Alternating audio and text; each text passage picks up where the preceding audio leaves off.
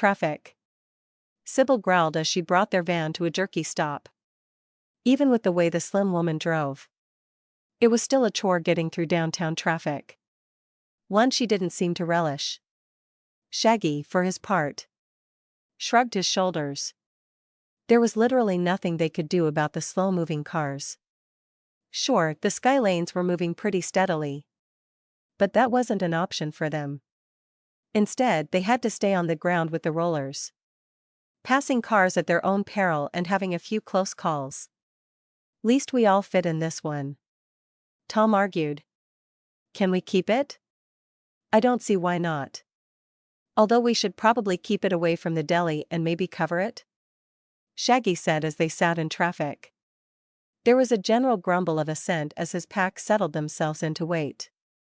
Out the slow-moving traffic. It seemed that even more soup nonsense was ongoing in the city. Shaggy wasn't sure what it was, but they had been shunted to a different street several times already. Normally he would have just abandoned the large van they were in, but they needed a vehicle. At least sometimes. Having Sybil steal a new one every time, while quick and easy, would get them caught. So having a nice regular vehicle would be helpful topside. Well, we will need to do some work on it. Update the systems. Get its internal scrubbed. Maybe a paint job, Sybil said as she stuck her hand out of the driver's side window and flipped several cars off. With traffic at a standstill, Shaggy could see the recipients of the rude gesture. They were other drivers stuck in traffic same as them.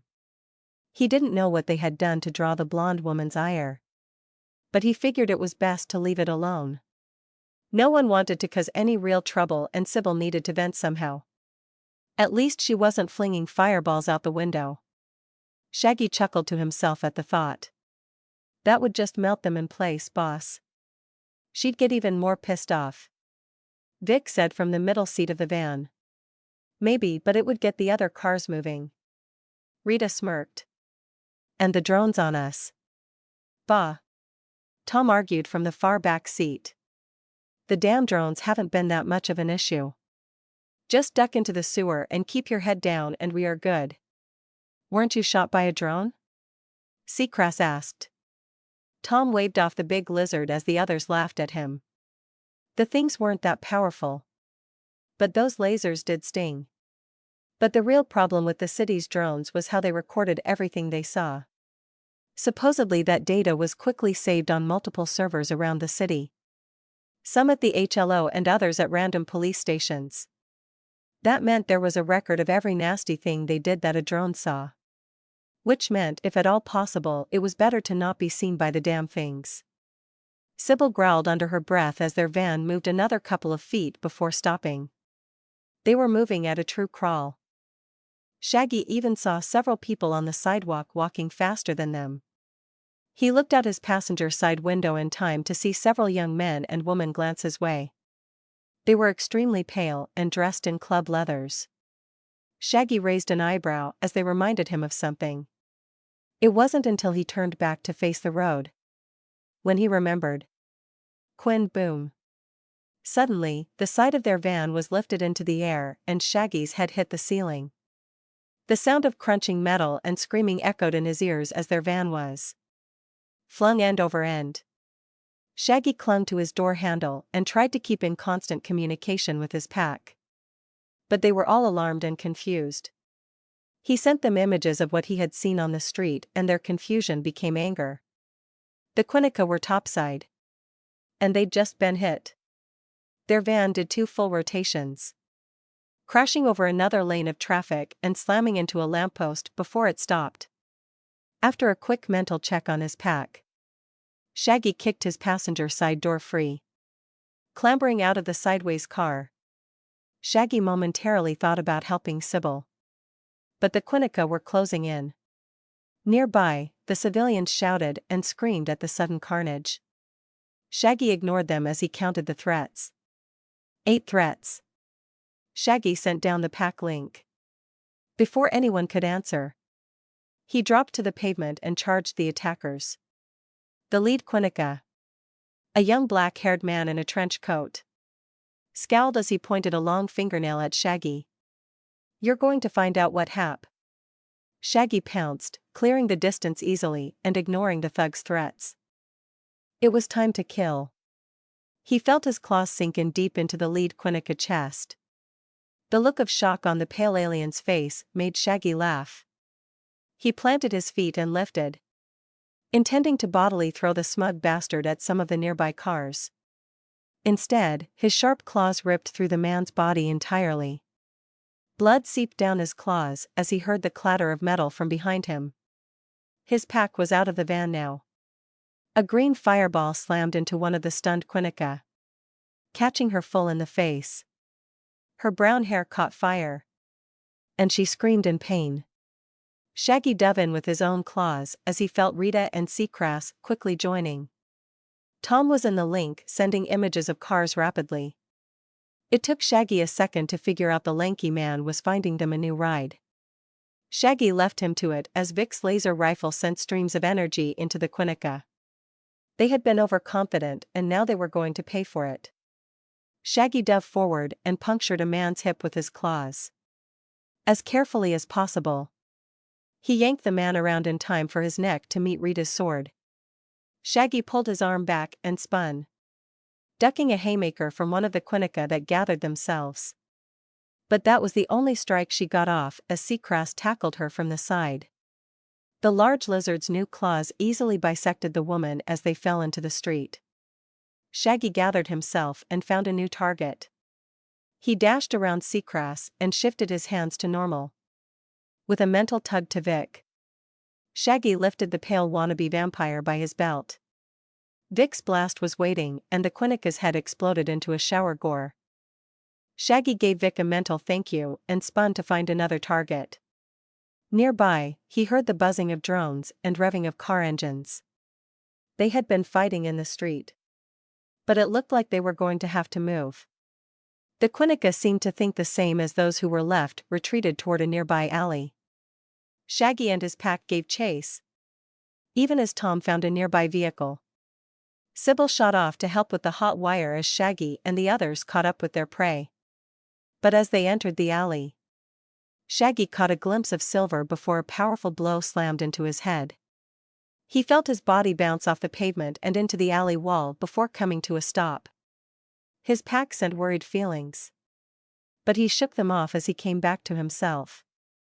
A slim silver humanoid was approaching him, ready to continue the attack. The other Quinnica were further in the alley looking smug, until Rita and the others showed up. Rita and Seacrass attacked the silver alien as Vic sent a blast of energy down the alley into the remaining Quinnica. As Shaggy shook off his head injury, he saw that Rita and Seacrass didn't have it easy. The damn space vamp was too fast. Even when they scored a hit, Rita's sword and Seacrass' claws didn't leave a mark. Shaggy was momentarily reminded of the Quinnica elder he had once fought. But that guy was a lot bigger and way more powerful. He shook off the memory as he sent his pack orders. Vic, Seacrass, you two wipe out the rest of them. Rita, distract him and go for Silver's legs. Sybil and Tom, hurry up. The buzzing was growing louder, and Shaggy was sure they were going to get spotted. Which overall was fine. He was sure he was already in a few databases. But they didn't want the damn things following them. Seacrass and Vic set about their task, moving around the silver vamp and trying to get at the others. But Silver wasn't having it. His long silver-covered claws lashed out at Seacrass, but the big lizard were powered through. Rita used the opportunity to slam a kick into the silver vamp's knee. Shaggy pounced as the lanky vampire went down, sending a flying knee into the armor-covered Quinnica. The vampire's head snapped back from the blow, but Shaggy felt his knee pop twice. Once as it dislocated and then again as it set itself. Shaggy growled, but swallowed the pain as Rita dropped her sword altogether and wrapped Silver's right leg with both her arms. The powered-up Quinnica was ready to pummel the older woman, but Shaggy dove in and swung an arm around the slim vamp's neck. The three of them went down in a pile as Rita grabbed Silver's other leg and Shaggy did his best to get an arm under the Quinnica's chin for a chokehold. Despite the challenging metal covering, Shaggy found a way to grab the Quinnica from behind and started squeezing. He felt the metal silver covering creak. Shaggy was extremely happy that the Quinnica wasn't as powerful as the last silver bastard he had fought. That one required a glowing weak spot to make things fair. As the sounds of fighting in the alley died down, Silver slowly stopped struggling. Shaggy held on for a few seconds longer, until the silver cover of the Quinnica died away and all that was left was a long-haired, slim alien. Shaggy jammed a clawed hand into the guy's throat for good measure, then stood up. "All good?" Shaggy shouted. "Good.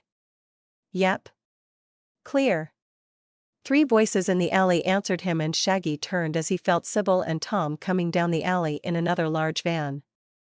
The 2 were in the front seats, arguing about something. But Shaggy ignored it as they all got ready to pile in.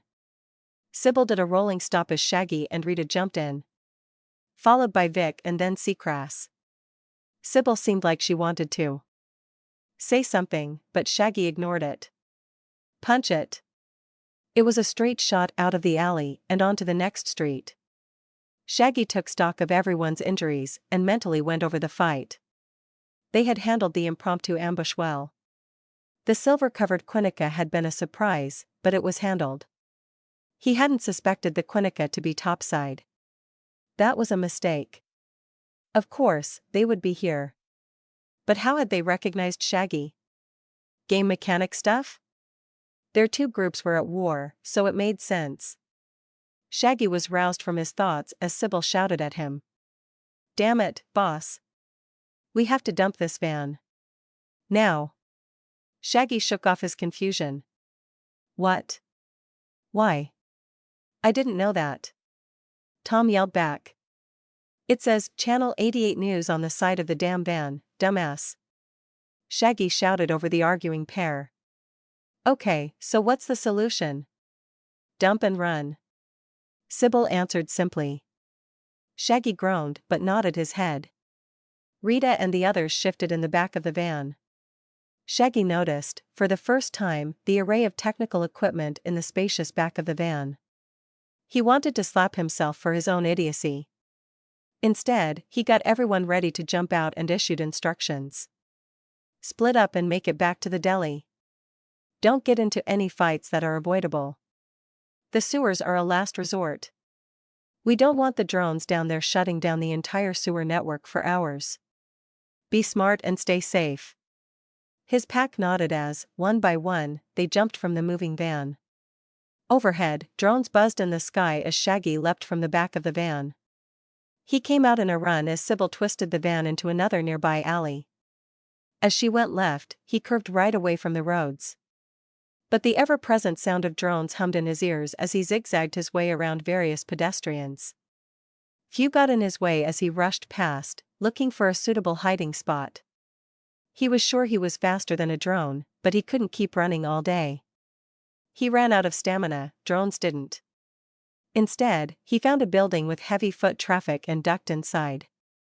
But as the metal and glass door closed behind him, he slid to a stop, stunned. Shaggy pushed past a few of the store's patrons and dug deeper into the throng of shoppers. His dislike of these types of places notwithstanding, it was probably a good place to hide. He pushed forward toward a glass counter, noticing that it was a display for jewelry. Over the din of shoppers, Shaggy thought he heard the drones still buzzing in the street outside. He took a moment to collect himself as he stood near the counter. Looking around, he found that the department store seemed to sell high-end clothing and accessories. The first floor was a giant square containing clothing racks and wooden tables with various pants and skirts.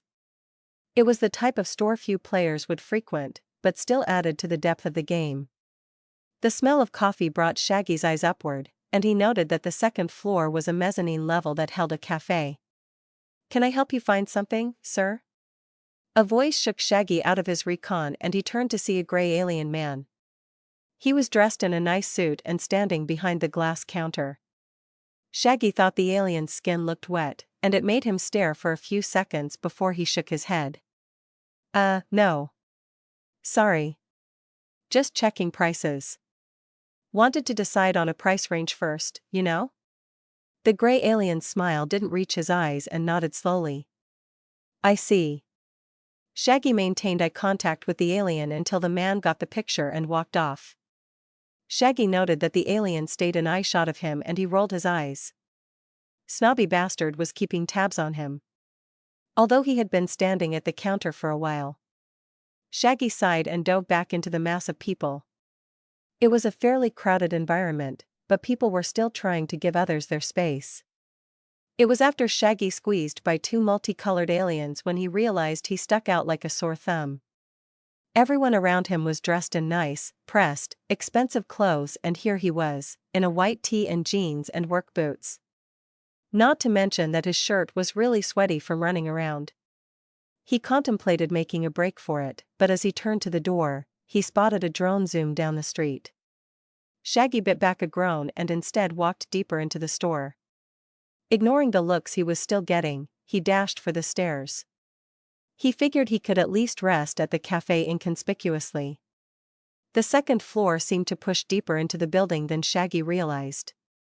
As he got to the second floor, he noticed that besides the cafe, there were a great number of shelves that held books. He figured the second story probably functioned as a library. The stairs still went up, but whatever was on the third floor and beyond was hidden by the ceiling above the second floor. Shaggy kept clear of the railing overlooking the first floor and made his way toward the coffee shop. He still wasn't a big fan of the stuff, but he couldn't just sit and not grab something. That'd be suspicious. Not to mention that it always paid to keep his powers topped up. Buying a Danish and some coffee was fairly easy. But also mind-numbing. With a long line made even longer by various people not knowing what they wanted before they hit the counter. Shaggy was sure that his quick and decisive order had made the poor teen running the counter cry in relief.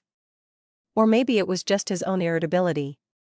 This many people squished into this much space. Not to mention all the noise, perfume, and shouting NPCs running around. It was enough to make Shaggy want to leave. But once he found a nice table and took a seat, he was much happier. The well-made Danish helped a lot.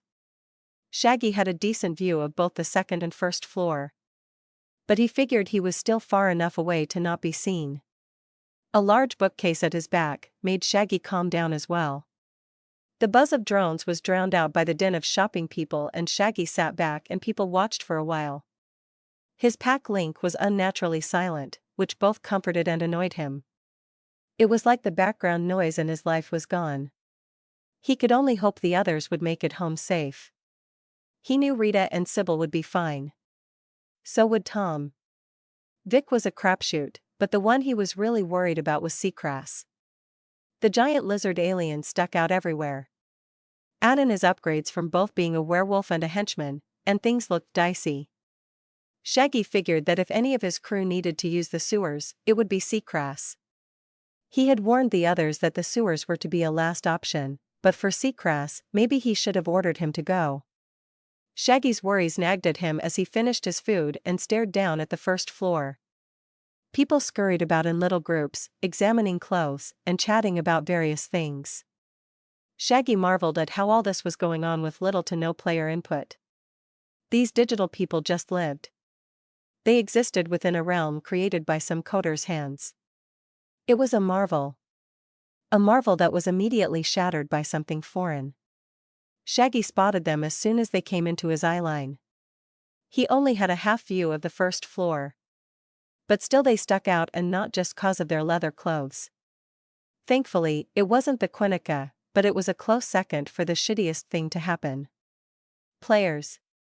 3 that he could see. All wearing big winter coats and clearly cradling weaponry beneath them.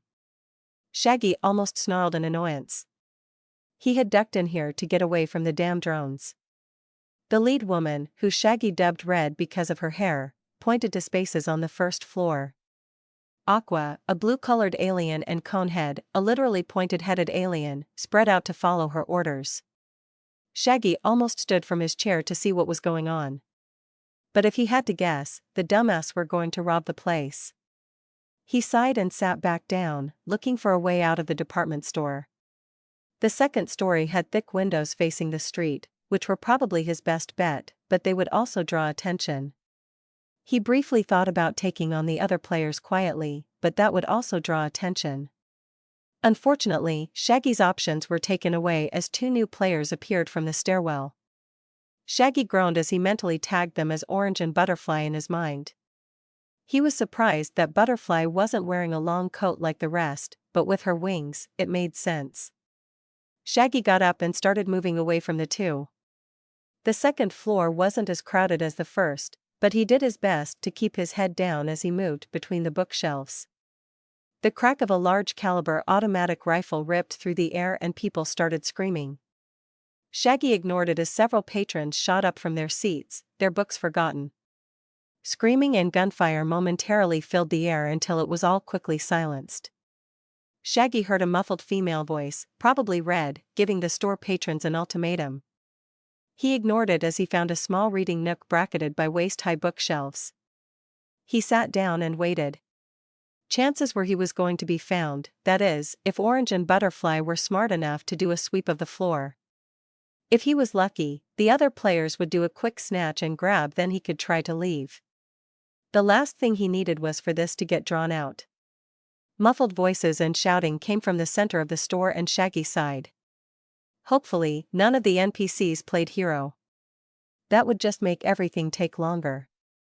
He was contemplating reading a book when a gruff male voice broke the air. "All you damn book nerds need to move to the center of the store now. Don't make me come get you. You hear me?" Shaggy guessed that Orange was doing a sweep of the floor. Professional and smart. But also annoying. Shaggy ignored the order and grabbed a book. He might as well entertain himself. But the close crack of another automatic rifle snapped his head up. Apparently Orange was impatient. Shaggy heard boots scuffing on the carpeted floor and Orange let out a sigh. "Are you a soup?" "Pfft." Shaggy snorted. "Sure, that's me. Brave master of the bookcases. Look, I got my own shit going on, so if you and yours could hurry this all up, that'd be great." "There's a super here," another voice whispered from some bookcases over. "What? A super? We're saved. They're going to save us." Shaggy groaned as multiple NPCs that were also hiding among the bookcase got excited. He was about to shout them all down when Orange's gun did it for him. "I knew there were other back there. Get out of here. And I mean all of you. Now." Shaggy closed his eyes and counted to 10. Even as he heard some of the hiding NPCs move. He really didn't want to deal with this. But then an idea came to him. These guys came in here to rob the place, so maybe they had an exit strategy. Maybe he could barter with them and escape. He thought it over for a bit until a book next to his head exploded in a shower of paper. The bullet embedded in the opposite wall while Shaggy frowned. Orange was really impatient. "Out. Now. I know you're back there." Shaggy groaned as he stood. Yeah. Good for you. I want to talk to your boss." "Ain't no boss here. Are all equal partners," said Orange, and Shaggy finally got a decent look at the man. He had dropped the large winter coat and was wearing camo pants and a matching tank top. His orange skin clashed heavily with the green and black of his clothes. His chin and neck were hidden behind a thick black beard, and Shaggy noted the mountain of a man's feral grin. Shaggy didn't know if it was his imagination, but he thought he saw Orange scan his body up and down. He shook it off as he waved a hand toward the center of the store. "Bullshit. Red's in charge, or she'd be up here. I'll just go talk to her." Shaggy moved, and he saw Orange track him with his assault rifle. "Red? Oh, she was just put in charge of handle the NPCs cause of her power set. We have no leader." "Sure," Shaggy said as he passed Orange. After Shaggy had seen the standard bullet-driven rifle that Orange was holding, his worries went away. He didn't know what powers Orange had, but if he had to guess, they were along the line of sensing others. So at the very least, Orange wasn't the biggest threat. The other player seemed torn between following Shaggy and finishing his sweep of the floor. Shaggy was more concerned with the distinct lack of noise coming from the first floor. The three players should have had plenty of time to clean the place out. A worry started in the pit of Shaggy's stomach as he got closer to the second floor railing. Out of the corner of his eye, he saw Butterfly holding a small revolver and watching a bunch of people. Shaggy almost snorted at the tiny weapon in the slim woman's hands. It was probably a .22 caliber. It wouldn't even break his skin. Butterfly saw him and pointed her weapon at him, but froze. She couldn't pick between aiming at him or watching her hostages. Shaggy gave her a little wave as he peered down into the first floor. He suppressed a groan at what he saw. Red, Conehead, and Aqua weren't smashing jewelry cases and stealing clothes. No, they were rounding up patrons and searching them. Shaggy wanted to slam a fist into the railing. This wasn't a snatch and grab, it was a hostage situation. These players were searching for someone. He pinched the bridge of his nose as he felt Orange come up behind him. Ignoring the big orange man, Shaggy started talking, loud enough for all the players to hear. "You're not here to steal jewelry, are you?" Red and the others snapped their heads and gun arms up at him. But they relaxed soon after. Probably because Orange was still behind him. Instead of answering him, Red turned to Orange. "He a hero?"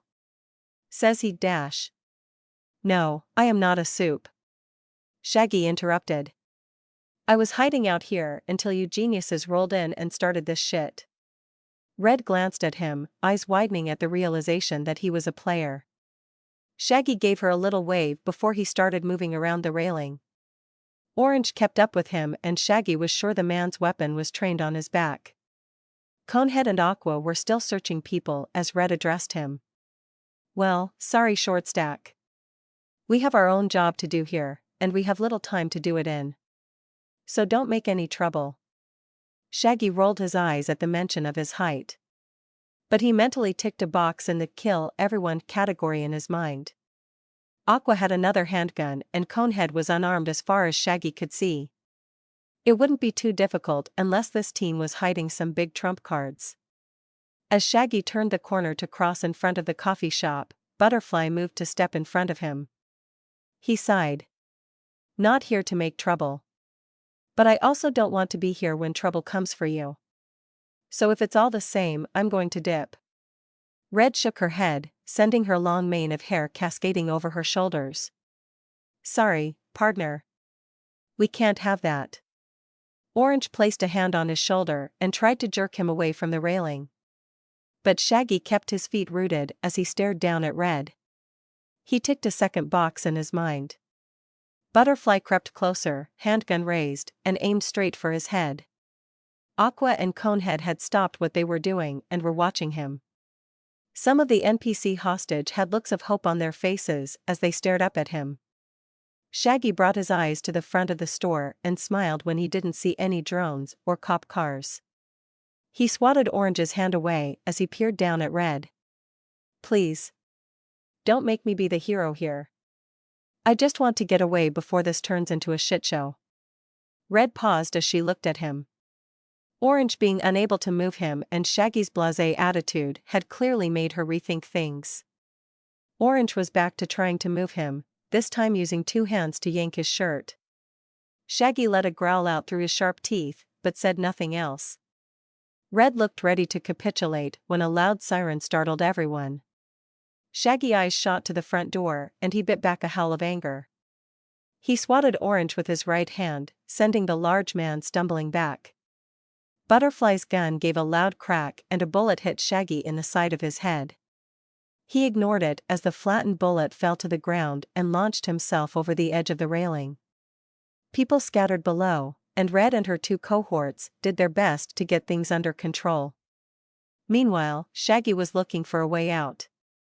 He charged to the back of the store, pushing aside civilians. Shaggy hoped that there was a back entrance or side door he could sneak out of.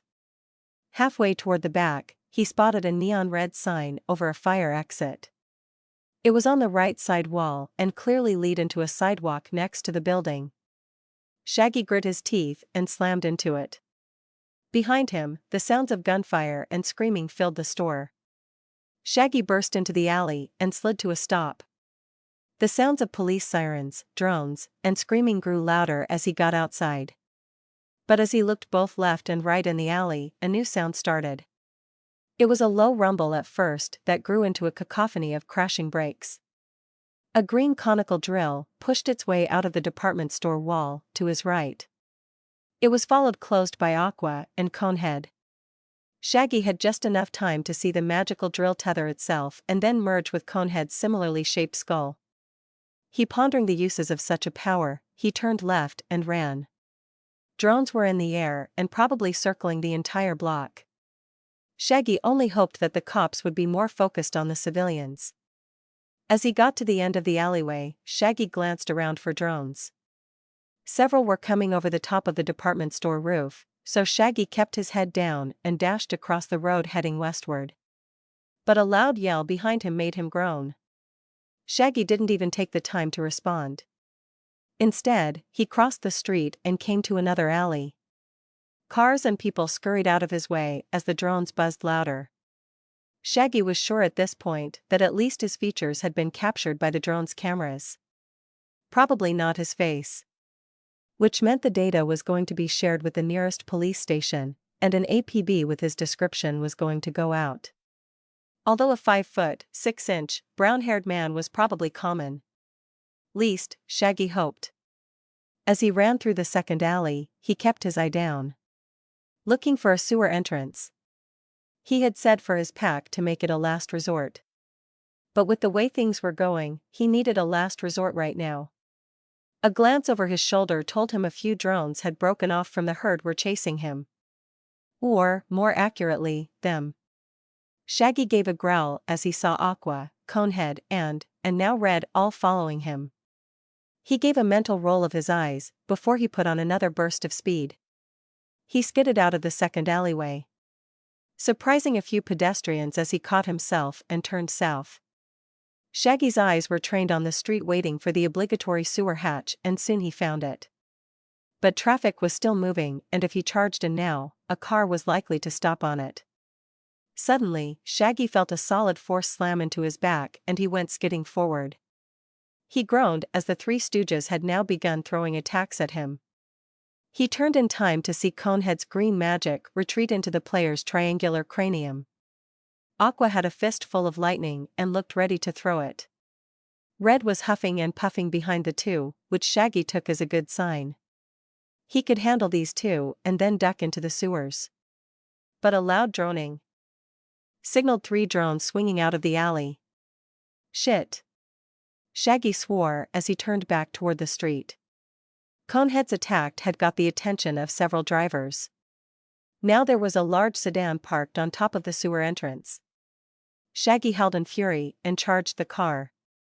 He put all of his considerable strength into his shoulder and rammed the metal car.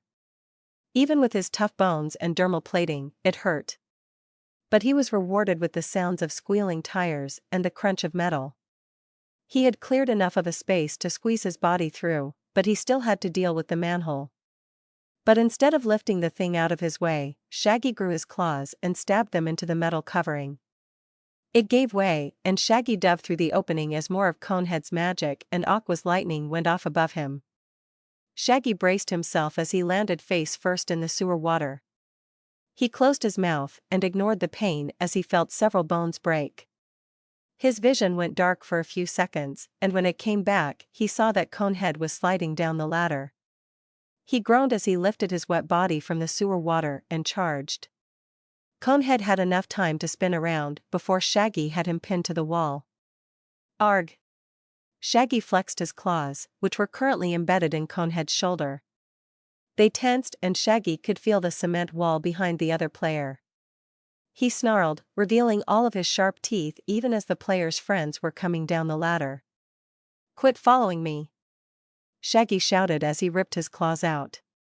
Conehead stayed standing, but his look of agony turned to one of rage. Shaggy was sure he was going to have to slit the other player's throat. But Red's voice joined the conversation as the lithe red-headed woman followed Aqua down the ladder. Both ladies had slid the entire length of the entrance, and Aqua seemed ready to fling more lightning. Stop. Everyone. We have bigger issues. The drones are right behind us. Conehead shot Shaggy a dirty look and his sharp skull glowed. Shaggy crouched low and got ready to pounce. Sure, the other player was going to fling a weird spell from his head again. But instead, another green drill appeared and shot up the ladder. The loud crunching of the drill biting at the sewer entrance's walls was interspersed with the sounds of crunching metal. Shaggy noted that Aqua kept her ball of lightning ready, so he kept his claws out. Conehead's green magic snapped back to his head and the remains of a couple of drones crashed to the sewer floor. Conehead smirked like he had done a good job. But Shaggy snorted and turned to walk away. Lightning sparked across his path and Shaggy batted the ball back toward Aqua. His flesh blackened and he could feel a jolt shoot through him, but he shook it off. The electric ball of lightning flew back toward Aqua and struck her in the chest, but the blue lady absorbed it and looked annoyed. Shaggy returned the look and growled again. He was tired and soaking wet with sewer water. Every gaming instinct in his body was telling him to gank these three, check their bodies for credits, and move on. But he understood. He'd waltzed his way into their hostage/heist thing. His fault, but still he had shit to do. Red stepped between them as noise filtered in from the streets above. She held out a hand to Aqua and Conehead, trying to calm them. Okay, look. Shit went bad up there. Things got a little crazy. We lost Censor and Cutie_Tootie, but we got out, right? So let's just take a moment to calm down. A scent filled the tunnel, and it filled Shaggy's nose. It conjured images of Levy and his favorite chili. It smelled like he was at home and his favorite kinds of cookies were in the oven. Shaggy basked in the feeling for a few seconds before he shifted his vision and saw the massive wall of scents coming off of Red. The woman was putting out some kind of pheromone. Shaggy locked onto the scent trail and cut it off, but that did nothing. So instead he plugged his nose and glared at the redhead. He saw Red's eyes grow large, and she momentarily reached for something on her hip. Shaggy growled, and she stopped. The two stared at each other for a few seconds until Conehead and Aqua pulled themselves from Red's pheromone attack. Neither of them pleased. Damn it, XIV. Not cool. You said you wouldn't do that anymore. Aqua complained. Conehead was still shaking the fuzz from his head. Seeing an opportunity, Shaggy started walking away again. They all seemed like fine players. But he had places to be. Splashing behind him told him that XIV and her two friends were following along. Which made him groan in annoyance again. Shaggy grumbled as he picked up the pace. Long story. But let's just say I'm a tough bastard. I'll say. Said XIV. You deflected a bullet with your head, can push cars around, and have claws. Not to mention you can ignore my pheromones. Shaggy took the first turn westward he found and ignored the others. He had gotten lucky with the pheromones. He had gotten so used to checking unfamiliar scents in with his scent vision, that it was habit.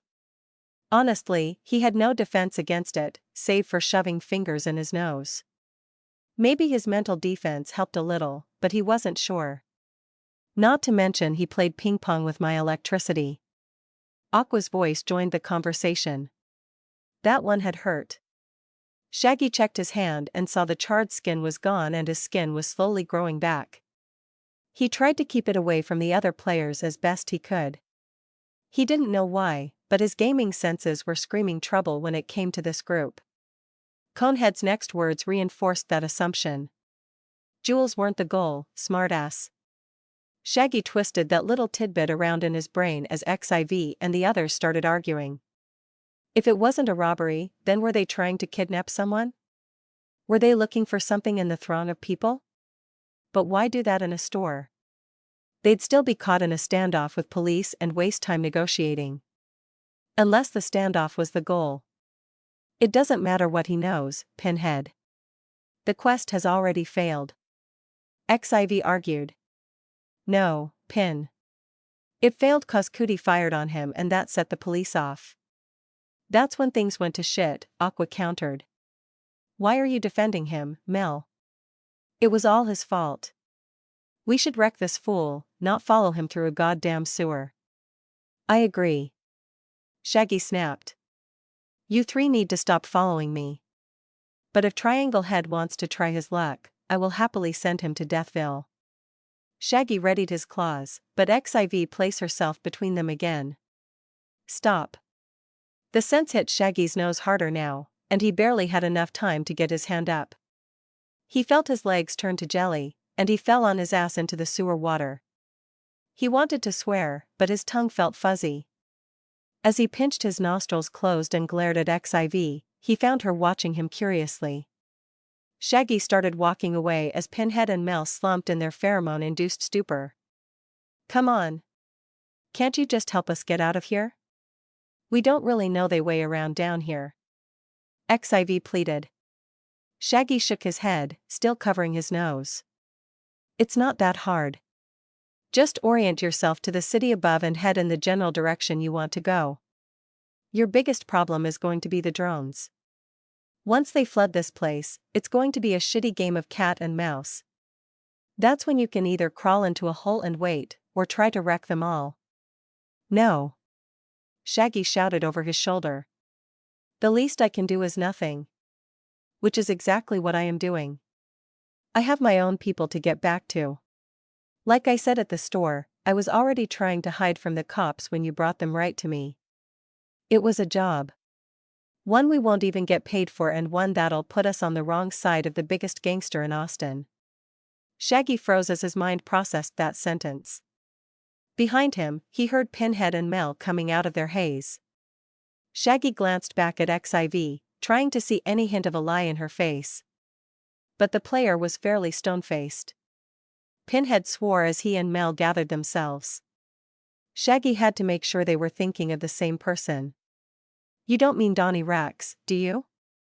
14 grinned wickedly. The one and the same. He hired us to hold up that joint.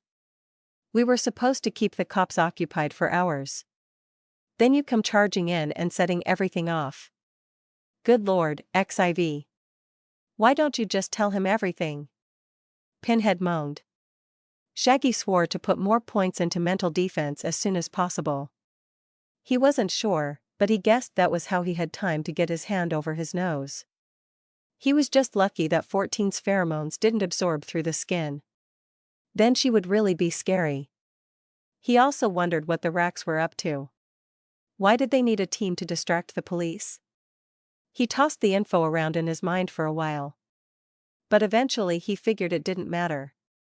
All he could do was hope that whatever the gang of mobsters was up to would distract the drones. Maybe keep them away from his side of town. He had enough trouble with the Wild Bunch, Quinnica, and Freaks. He didn't need to add another of the big four into things. Shaggy growled under his breath and spun around to face his fellow players. Of course, getting more information was never a bad thing. Fine. I will help you out. But I also want to know everything about your dealings with the Racks. Who you met, where, and the other job that was going on. Other job? Pinhead asked, confused. Duh, Pin. We were clearly a distraction for the Racks. He wants to know what that other job was. What I can't figure out is why. Shaggy shrugged. In truth, he didn't have a good reason. He just wanted as much information on the Racks as possible. Knowing what Donnie Rax and his people were up to could only help him.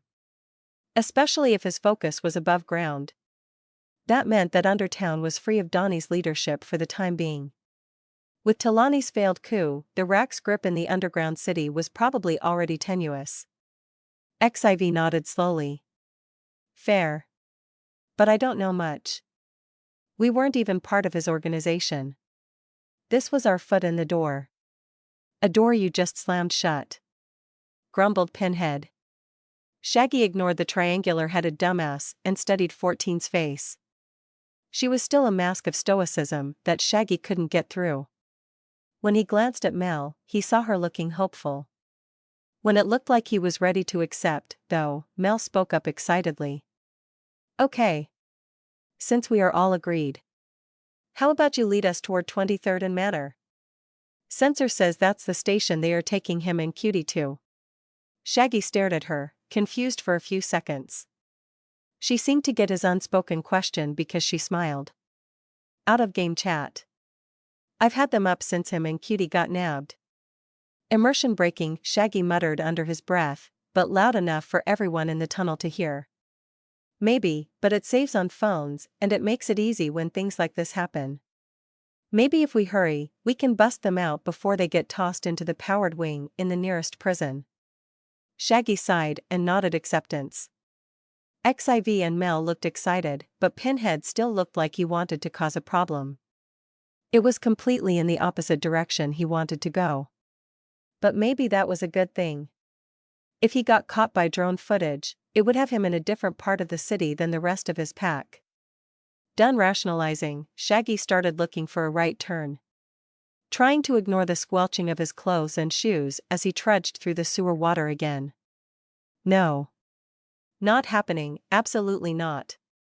Shaggy said. Shaggy was cold, wet, and a headache was forming right between his eyes. He blamed the smell of the sewers he was currently standing in. But it could have also been the fact that for the past half hour, he had to dodge drones and deal with the snarky remarks of a cone-headed asshole. They had successfully navigated the underground tunnels toward the street XIV, Mel, and Ass Clown had wanted. He had to reorient them every time the buzzing of a drone started echoing through the sewer. But now, they were here and XIV wanted to change the rules again. He had kept an eye on the slim redhead while traveling eastward through the sewers. She was companionable enough. So was Mel. It was alien with a skull deformity that had been getting on his nerves. Pinhead had scoffed and remarked on every twist and turn Shaggy had taken. So much so that even Shaggy's inner wolf was starting to push its way to the surface. Shaggy kept a lid on things by ignoring and sniping back when appropriate. At least the jackwagon knew when to shut up. Now the four of them stood below a manhole cover, around a ladder leading back to the surface. The sounds of drones were long gone. Although he kept his ears and nose open. After an all clear from Pinweasel, XIV had then asked Shaggy what he was sure was coming. Which had prompted his immediate rejection. Why not? XIV asked, looking miffed. Shaggy groaned. Arg. Because, like I said, I have my own thing going on. I need to get back to my crew. I can't be busting into a police station with a bunch of unknown players. You two seem cool. But I'm pretty sure Blunt Tip over there would try to pawn me off to the police the first chance he got. Shaggy waved a hand at Pinhead, who was still standing near the ladder. The alien player seemed unapologetic as he shrugged his massive shoulders. XIV sighed through her nose as Mel slapped the bigger man's arm. Shaggy ignored all that as he pointed to the surface. Besides, between you and Mel over there, you'll be fine. Unless they got gas masks. Again. That's not my problem. Y'all aren't my problem. I have a gang war to get back to and a crew to find. So, have a good one and next time let your fellow criminals leave, huh? Shaggy turned as 14's jaw flapped ineffectually. She seemed lost for words and Mel didn't seem to know what to say either. Although Pinhead, as always, knew just what to say. Shaggy was fully walking away now, but he called over his shoulder and stuck a middle finger up at the asshole. Shaggy ignored the sputtering of the angry player as he continued deeper into the sewer tunnel. If he remembered correctly, there was another tunnel leaning westward up ahead. He had momentarily played with the idea of going up with the trio of criminals and taking to the streets. But being that close to a police station boded ill for Shaggy. Probably for the others too, but they wanted their teammates back. Shaggy silently wished them luck and continued back the way they had come until he spotted a beam of red light shoot across the four-way split ahead. Whatever it is. It's scanning the tunnel. New drone? The water sloshed around his ankles as Shaggy gave another groan and spun back toward the ladder. Knucklehead wasn't going to let him live this down. But if a silent drone was in these tunnels, he needed to get out. Quickly. Shaggy sighed as he saw that the other players weren't still standing around the ladder. But his calm was shattered by a red beam flashing above his head. As he made it to the ladder, Shaggy turned and saw one of the biggest drones he had ever seen, slowly and silently making its way through the sewers. Shaggy briefly tried to figure out how they got the damn thing in the sewers. But he ignored it as he climbed the ladder to the surface. He did his best to keep the red beam of light from hitting his face. But he still had to push through it as he ascended. Once he did, the drone below went nuts. Sirens blared and an unfamiliar smell filled Shaggy's nostrils. He tried not to breathe as he climbed. He was happy to see the trio of other players had left the manhole uncovered. Shaggy broke the surface of the street as the cacophony below him was still ongoing. Multiple cars were crashed on the side of the roads and people were hurriedly rushing away from the east. Shaggy guessed that the other players weren't being very surreptitious about their own escapades. Which was good for him, as it would make his own escape easier. He climbed to his feet as the sounds of drones filled the air again. Shaggy ignored them as he hurried toward the east. If he was lucky, the others would take the heat for the massive drone's alarm. Shaggy felt bad for the others, but not enough to go rushing to help. He ducked into an alleyway and sighed as the sounds of drones seemed to get further away from him. Of course, the 4 people in the alley already gave him curious looks, but Shaggy ignored them. They looked like a bunch of wannabe punk kids, probably skipping school or something. Shaggy shouldered past the leader when a familiar scent hit him and he swore. Fuck dash. His voice was cut off as all 4 young Quinnica slammed into him at once.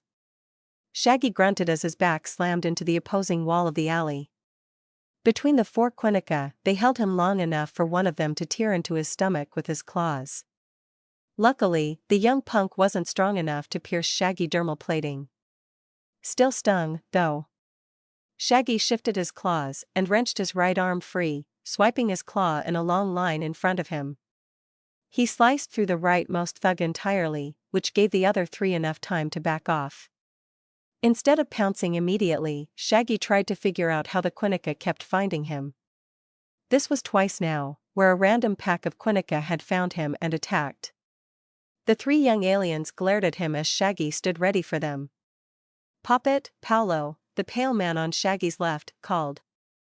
The middle Quinnica looked shaken that his own claws hadn't worked on Shaggy.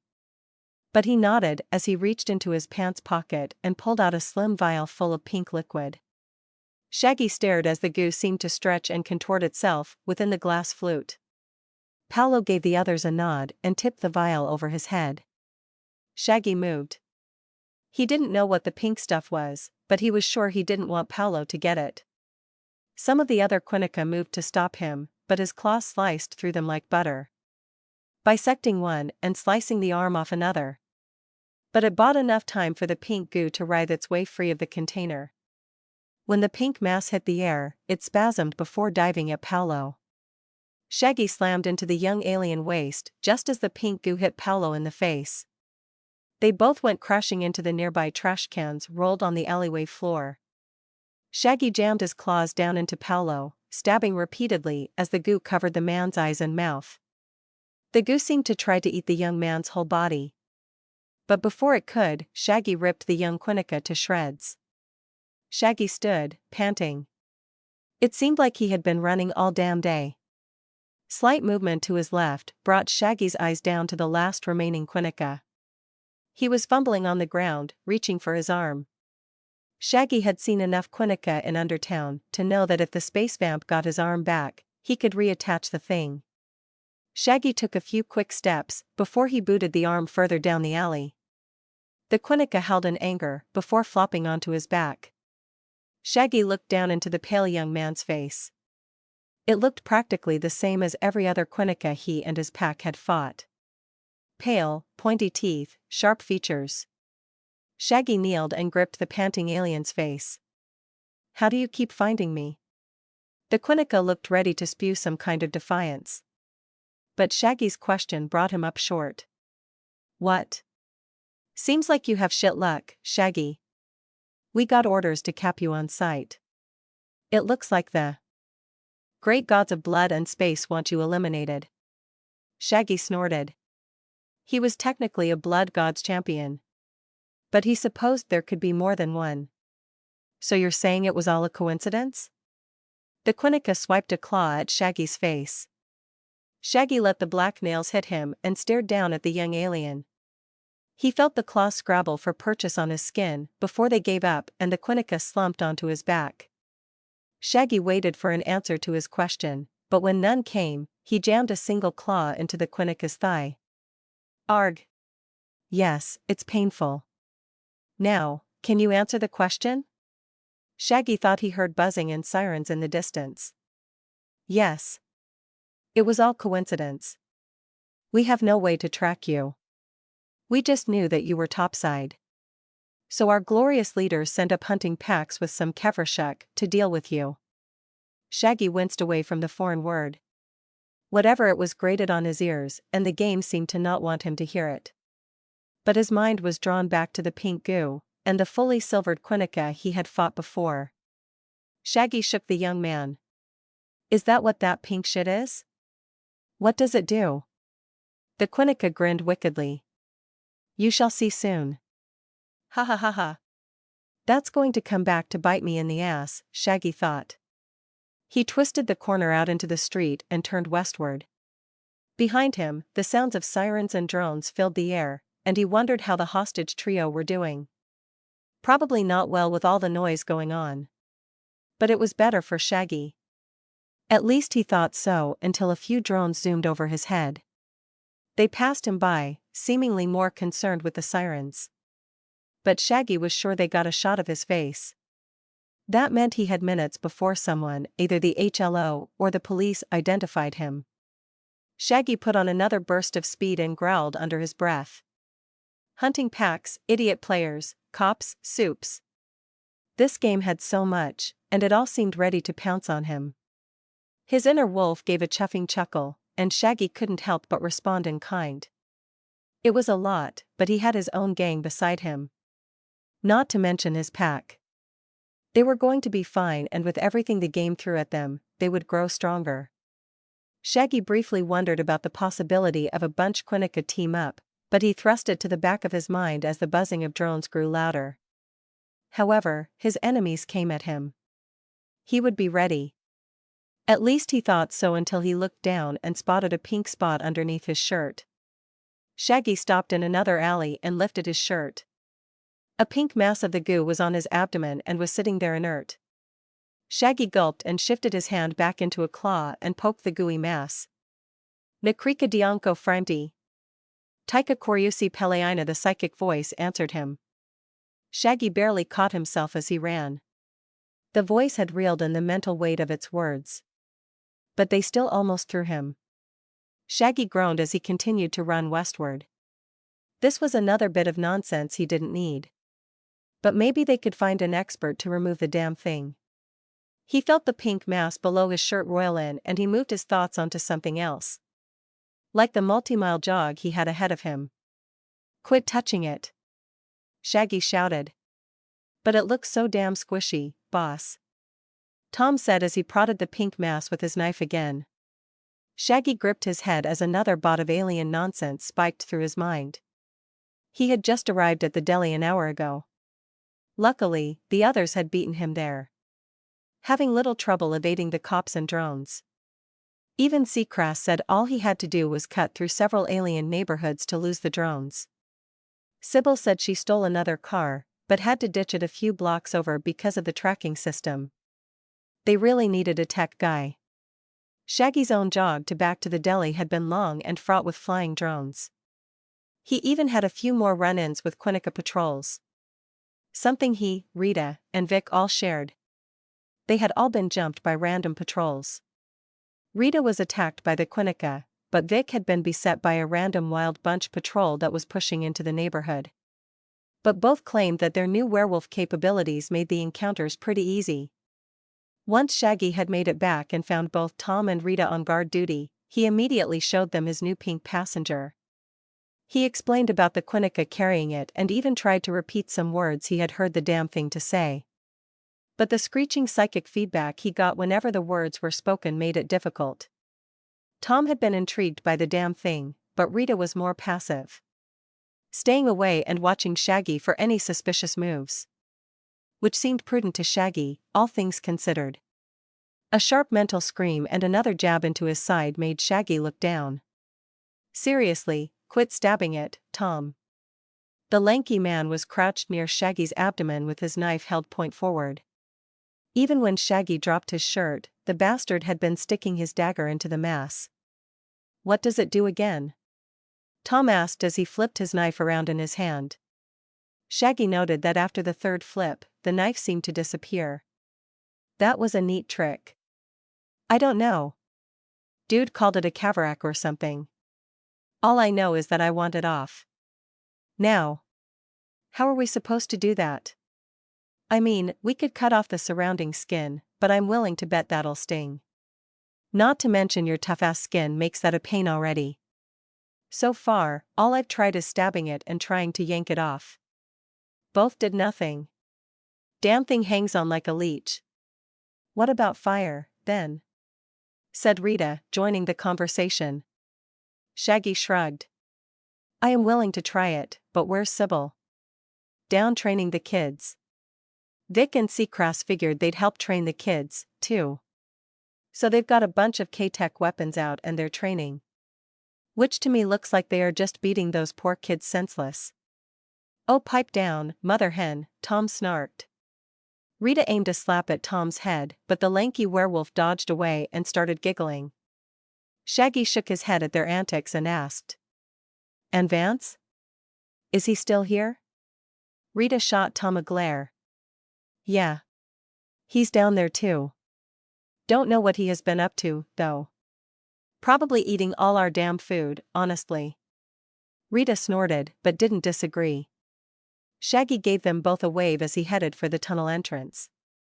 He hoped Vance would at least be able to tell him what the damn thing was. For all he knew, he had a damn organic tracker grafted onto his damn body. He made a mental note to send a few more people to the deli to help guard the place. If the Quinnica showed up en masse, they would have a hell of a fight on their hands. But given how Paolo had tried to use the thing himself, that seemed unlikely. Shaggy felt that it was more likely that he had a modified Quinnica parasite attached to him, that was waiting for the perfect moment to strike. He made his way through the maintenance tunnels and then into the dirt hole in the wall. Down the winding cobalt paths and finally out into their new hideout. He gaped for a bit at how the trees and grass were still growing. The magic crystal from Jeruzas seemed to feed the flora well. It even seemed brighter in the cave overall. The magical light in the ceiling still cast its glow across the enormous cavern, but the kids set up some lamps around the place too. The lighting and the dirt walls reminded Shaggy of Undertown, just with more trees and fewer assholes. Took you long enough, slow ass. Vance called from nearby. Still fewer assholes than Undertown. Shaggy thought as he turned to the older Wer and lifted his shirt. He needed information about the damn pink thing as fast as possible. Ick. What the hell is that supposed to be? Vance asked as he approached. Shaggy noted that the old man had picked up some new clothes and jacket. He was even carrying a K-Tech branded shock baton. Seeing where Shaggy was looking, Vance chuckled and patted the slim black stick on his waist. Yeah, was teaching some of the young pups some defensive techniques. They ain't much for proper form. But they can take a beating, I'll tell you that. Please don't beat up children. I'm not beating them up. In a formal setting, it's called training. Shaggy raised an eyebrow and looked at the large dirt cave they were in. This is a formal setting? Shut up and tell me about the pink blotch of silly putty you have on your stomach. Seems to be some kind of Quinnica parasite. But not only is it surviving without a host, it also seems mentally linked with me. Although it's speaking in gibberish and only when it's threatened. Vance bent at the waist and stared at the large alien symbiote. Well, if it has a link with you, doesn't that mean you are its host? Hell if I know. I thought you would know something. Shaggy growled angrily as he thrust his shirt back down, Then what good are you? Where's Sybil? I want to see if she can burn this thing off. Vance waved for Shaggy to follow and started walking. She's on the other side of the cavern. The spread of trees isn't so bad over there, and her and Mariposa flinging fire everywhere. It's the safest place for them. Shaggy nodded understandingly. They made their way through the many trees growing in the cave. Shaggy smiled as he felt the crunch of the grass beneath his feet. It looked like the trees and grass had taken up about 60% of the large circular cavern. Pretty soon, they would have a nice underground forest, complete with verdant green grass. It was shaping up nicely, and he had to admit he enjoyed the aesthetic. As they approached the center, the three buildings came into view. Both the kids' apartment-style building and the pack's more squat barracks-like home stood proud and complete. Meanwhile, Levy and his massive wood cabin were still in its unfinished state. He made a mental note that they would have to steal more stuff soon. But a commotion in front of the teens' building drew his eye. Sitting in a circle in the dirt were what looked to be all the teenagers. At the center of the circle stood Seacrass and Vic. Vic had a pistol in his hand, explaining something as Seacrass helped. The big lizard had a wide grin on his face as they held the rapt attention of the wayward kids. Vic ejected the magazine and cleared the chamber as he instructed the class. Shaggy curved to hear the lesson the sharpshooter was imparting. 7 yards. You have a damn gun in your hand. You do not need to be approaching or rushing a target, especially if one is enhanced or unarmed. A gun is a ranged weapon. So stay back, plant your feet, and sight up your target. Vic was saying. What about wrist control? One kid asked, which caused a cascade of snickers. Vic shook his head and ignored the brat. Now most people in Texas are already carrying, so a gun isn't that scary of a thing. But for some, it will terrify the shit out of them. However, for right now, we'll focus on how a gang member will react. Seacrass? The big lizard shot Shaggy a happy smile and wave before he took a few steps from Vic and readied his clawed hands. The wave brought a few eyes towards Shaggy and Vance, but most stayed focused on the lesson. Shaggy kept his eyes trained on Vic and Seacrass as the sharpshooter loaded one round into the gun. Several kids behind Seacrass moved as the pair readied their pantomime. Okay, so you have a target in front of you. Normally you'd plant and sight, but in a street fight, they ain't just going to stand still. So you have to be ready to adjust. Seacrass started slowly advancing at an exaggerated run. As he did, he moved in a zigzag pattern, which Vic tracked with his gun. Now, if they are moving, you need to be fast and back up. Again, you have a gun. So there's no sense rushing forward to get in the face of some big bruiser. Vic took large steps back in the same exaggerated style, all while tracking his target. Once you are sure of a shot, take it. Vic's pistol barked, and a loud crack filled the cave. The round slammed into Seacrass' shoulder. But it took a second for the large lizard to register that he'd been hit. Once he had, Seacrass spun and slapped an arm to his wounded shoulder. He fell to the dirt, shouting in a monotone voice about the pain. Arg, he got me. Shaggy couldn't keep the grin off his face as the kids started chuckling. Even Vic cracked a smile before he waved for the big lizard to stand up. Get up, you ham. That round didn't even crack the skin. Several hands went up around the circle of kids as Seacrass stood and brushed himself off. One eager student didn't wait to be called and simply asked the question. What do we do if the target is enhanced like Mr. Seacrass, Mr. Vic? A gun's no use if your enemy can shake off the round. Shaggy almost snorted at the Mr. Vic and Mr. Seacrass comment. But it was a good question. Vic nodded as he waved his now empty gun at Shaggy. Some aliens and mutants, like our boss here, are highly resistant to standard ammo. But I've seen some high-caliber and alien rounds knock the boss on his ass. So make sure you're equipped with the best weapon you can be. But if you don't have access, then concentrate fire and keep away. Even the biggest targets can be taken down with enough bullets. But if you find yourself in a position where you just don't have the firepower, you have two options. Get creative or get gone. Ain't nothing wrong with hightailing it out of there. Several more hands went up, but as much as Shaggy wanted to stay and see how the rest of the lesson went. The squirming beneath his shirt reminded him what he was trying to do. He gave Seacrass and Vic a wave before he moved away. Then he remembered his thought about adding more guards topside. "Hey, get some more people to guard the deli," he called. "I don't expect trouble, but I want to be careful for now." Vic and Seacrass nodded as they fielded questions from the group of kids. His words seemed to spark some kind of competitive edge amongst all of them as they stood and rushed his two pack members. Shaggy guessed that a lot of kids wanted to go on guard duty, which he found strange. But Vance seemed to understand. "They get out of training and get to wield a gun," Vance explained. Shaggy smirked and shook his head as they passed his incomplete cabin. It still needed a lot of work on the outside, but as he walked by an incomplete wall, he was reminded of the amenities they needed for the inside. Marking another box on his mental list, he hurried past and continued through the trees. As Vance had said, the trees behind their house were sparse and nowhere near as full-grown as the trees in the front yard. The grass was still coming in nicely, though. "Yeah. Huh. Whoa." Shouts broke Shaggy's thoughts as they got further behind the log cabin. He guessed it was Sybil training Mari. His suspicions were proven correct when he exited the tree cover to find a large 6-foot pit running the length of his backyard. The size and shape of the hole in the ground made him think his wife was installing a pool. But both Sybil and Mari were using the area as an impromptu fighting pit.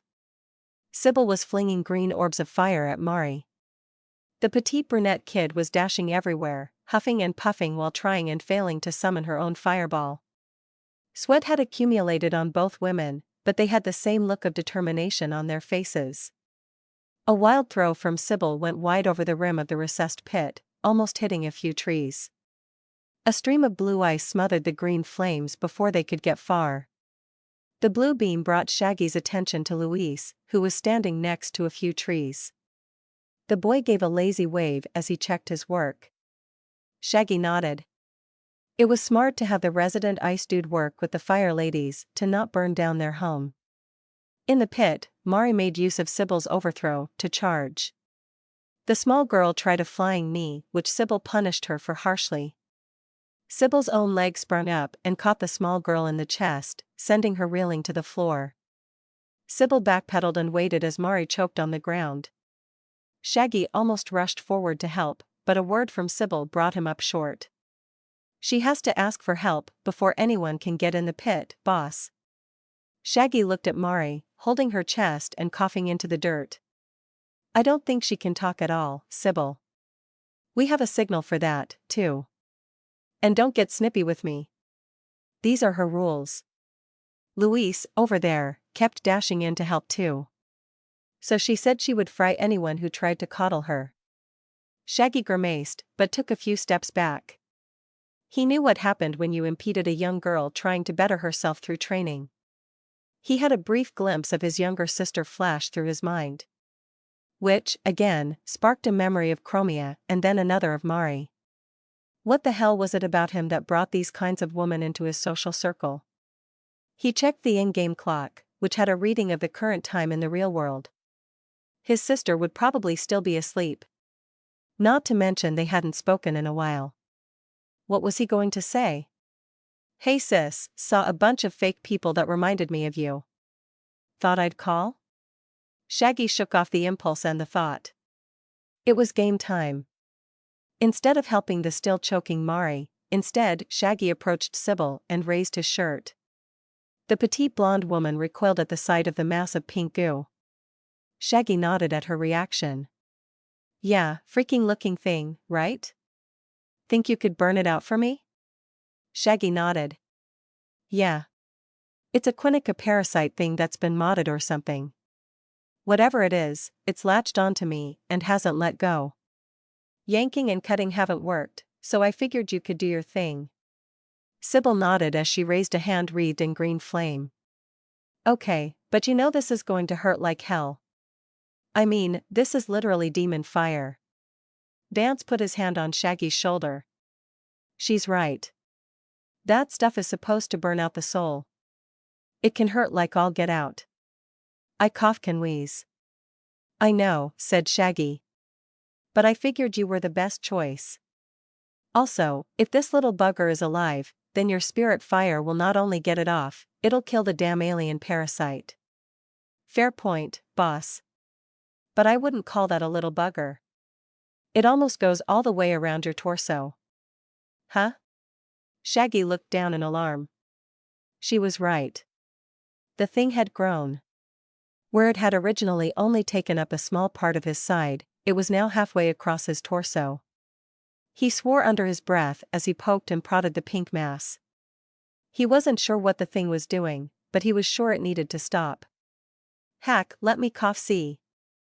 Mari's voice broke in. Shaggy spun to find Mari and Luis standing behind him. Luis had an arm around Mari's shoulder. The young girl seemed a little red in the face. They both recoiled when they saw the pink mass, but Mari conjured her own fire. Now that she was stationary, it seemed far easier for her. I can burn it, Mari said simply. Shaggy nodded. I know you can. But I'm going to go with Sybil's fire. This alien parasite needs to get burned to cinders and well. Shaggy came to a stop as Mari's already red face got redder. He thought he saw tears form in the kid's eyes before she turned her head away. Mari yanked Luis away, and the pair marched off toward the side of the pit. A smack to the back of his head brought Shaggy around to Sybil. The skinny woman was rubbing her hand as she glared at him. What? She's sensitive about her power. You kicked her in the chest and I'm in trouble? Shaggy asked. Incredulous. Sybil shrugged. She doesn't enjoy being told her power is weak. I think she has a bit of a complex about it, really. Joy. Shaggy muttered as he took his shirt off and braced himself. Now, can you light me on fire, please? We've got shit to do.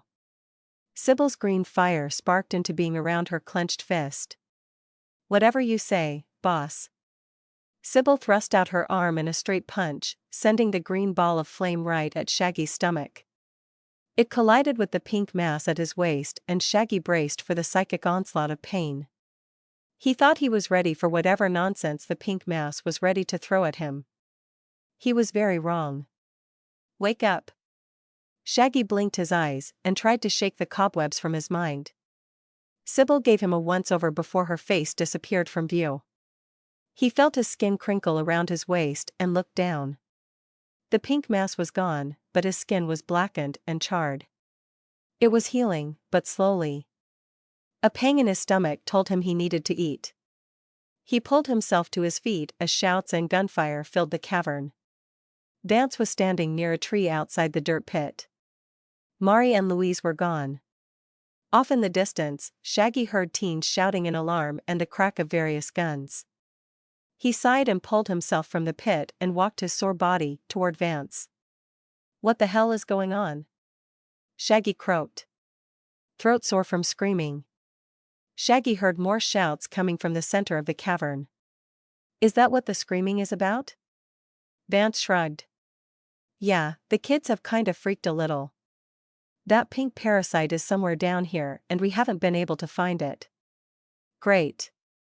Well, they are doing pretty well, all things considered. They haven't resorted to strip searching each other yet.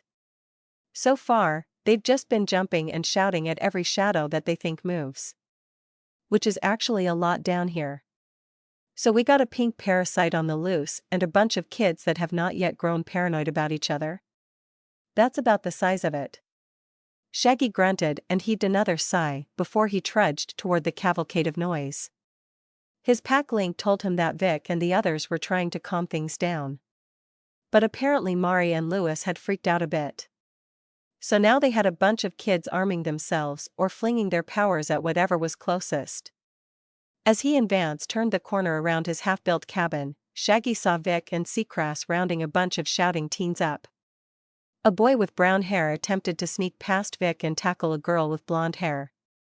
At the same time, Seacrest was carrying a girl who was about the same size as Shaggy over his shoulder, while she cursed at another boy. Pure chaos had erupted around between the three buildings. Kids were checking trees, while yelling probing questions at each other. Which was almost smart. But the Quinnica was a symbiotic parasite.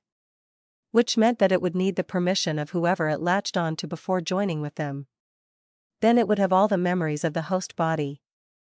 Although Shaggy guessed that a forced attachment could happen. But if that was the case, why hadn't the parasite tried with him? Or had it? Shaggy shook off his questions as he stood in the square between the three buildings and tilted his head back. Sucking a lungful of air, Shaggy shouted as loud as he could. "All you brats get back to the center." There was a lot of grumbling about the brat's comment, but Shaggy ignored it as he walked over to Vic and Seacrest. Sybil and Mari came running out of the trees nearby as Shaggy looked over at all the kids. He grumbled a bit about the baggy clothes they were all wearing. That was going to make finding the parasite that much harder, if it had latched onto someone. Shaggy raised an eyebrow as Mari slid to a stop in front of him. "Lewis is watching the entrance tunnel." Shaggy nodded. "Is he clean?" "He's iced up," which seemed to stop the thing the first time. Shaggy shrugged. That was going to have to be good enough. Turning, Shaggy got a good look at the number of teens they had down here. Vic and the others had gotten them separated into two groups. Doing their best to separate the ones that were trying to attack one another. Shaggy took a whiff of the scents in the air. Sweat, anger, fear, shampoos, and other cleaning products. They all swirled around the group of 17 kids. Shaggy felt it was weird he had never counted them all before, but he brushed it off as he tried to eliminate each scent one by one. Vic, Sybil, and Seacrest stood sentry over the kids while Shaggy paced up and down between them all. Mari was running between her friends, trying to calm them all down. Once Shaggy had grayed out the various smells, he stopped pacing and frowned. There were no more scents in the air. That was annoying. He wondered if they should divide up the groups by gender and have them take off their shirts. But there was also the possibility that the damn thing was hiding in the trees somewhere. He turned to go ask Vance his opinion and spotted a tall blonde-haired boy glancing at him. Shaggy hadn't bothered to learn the names of all the kids yet. But he was sure he had seen the kid around. The boy looked to be around 17 or 18 and was probably one of Louis's friends. Shaggy switched back to his scent vision and turned on all the scents emanating from the boy.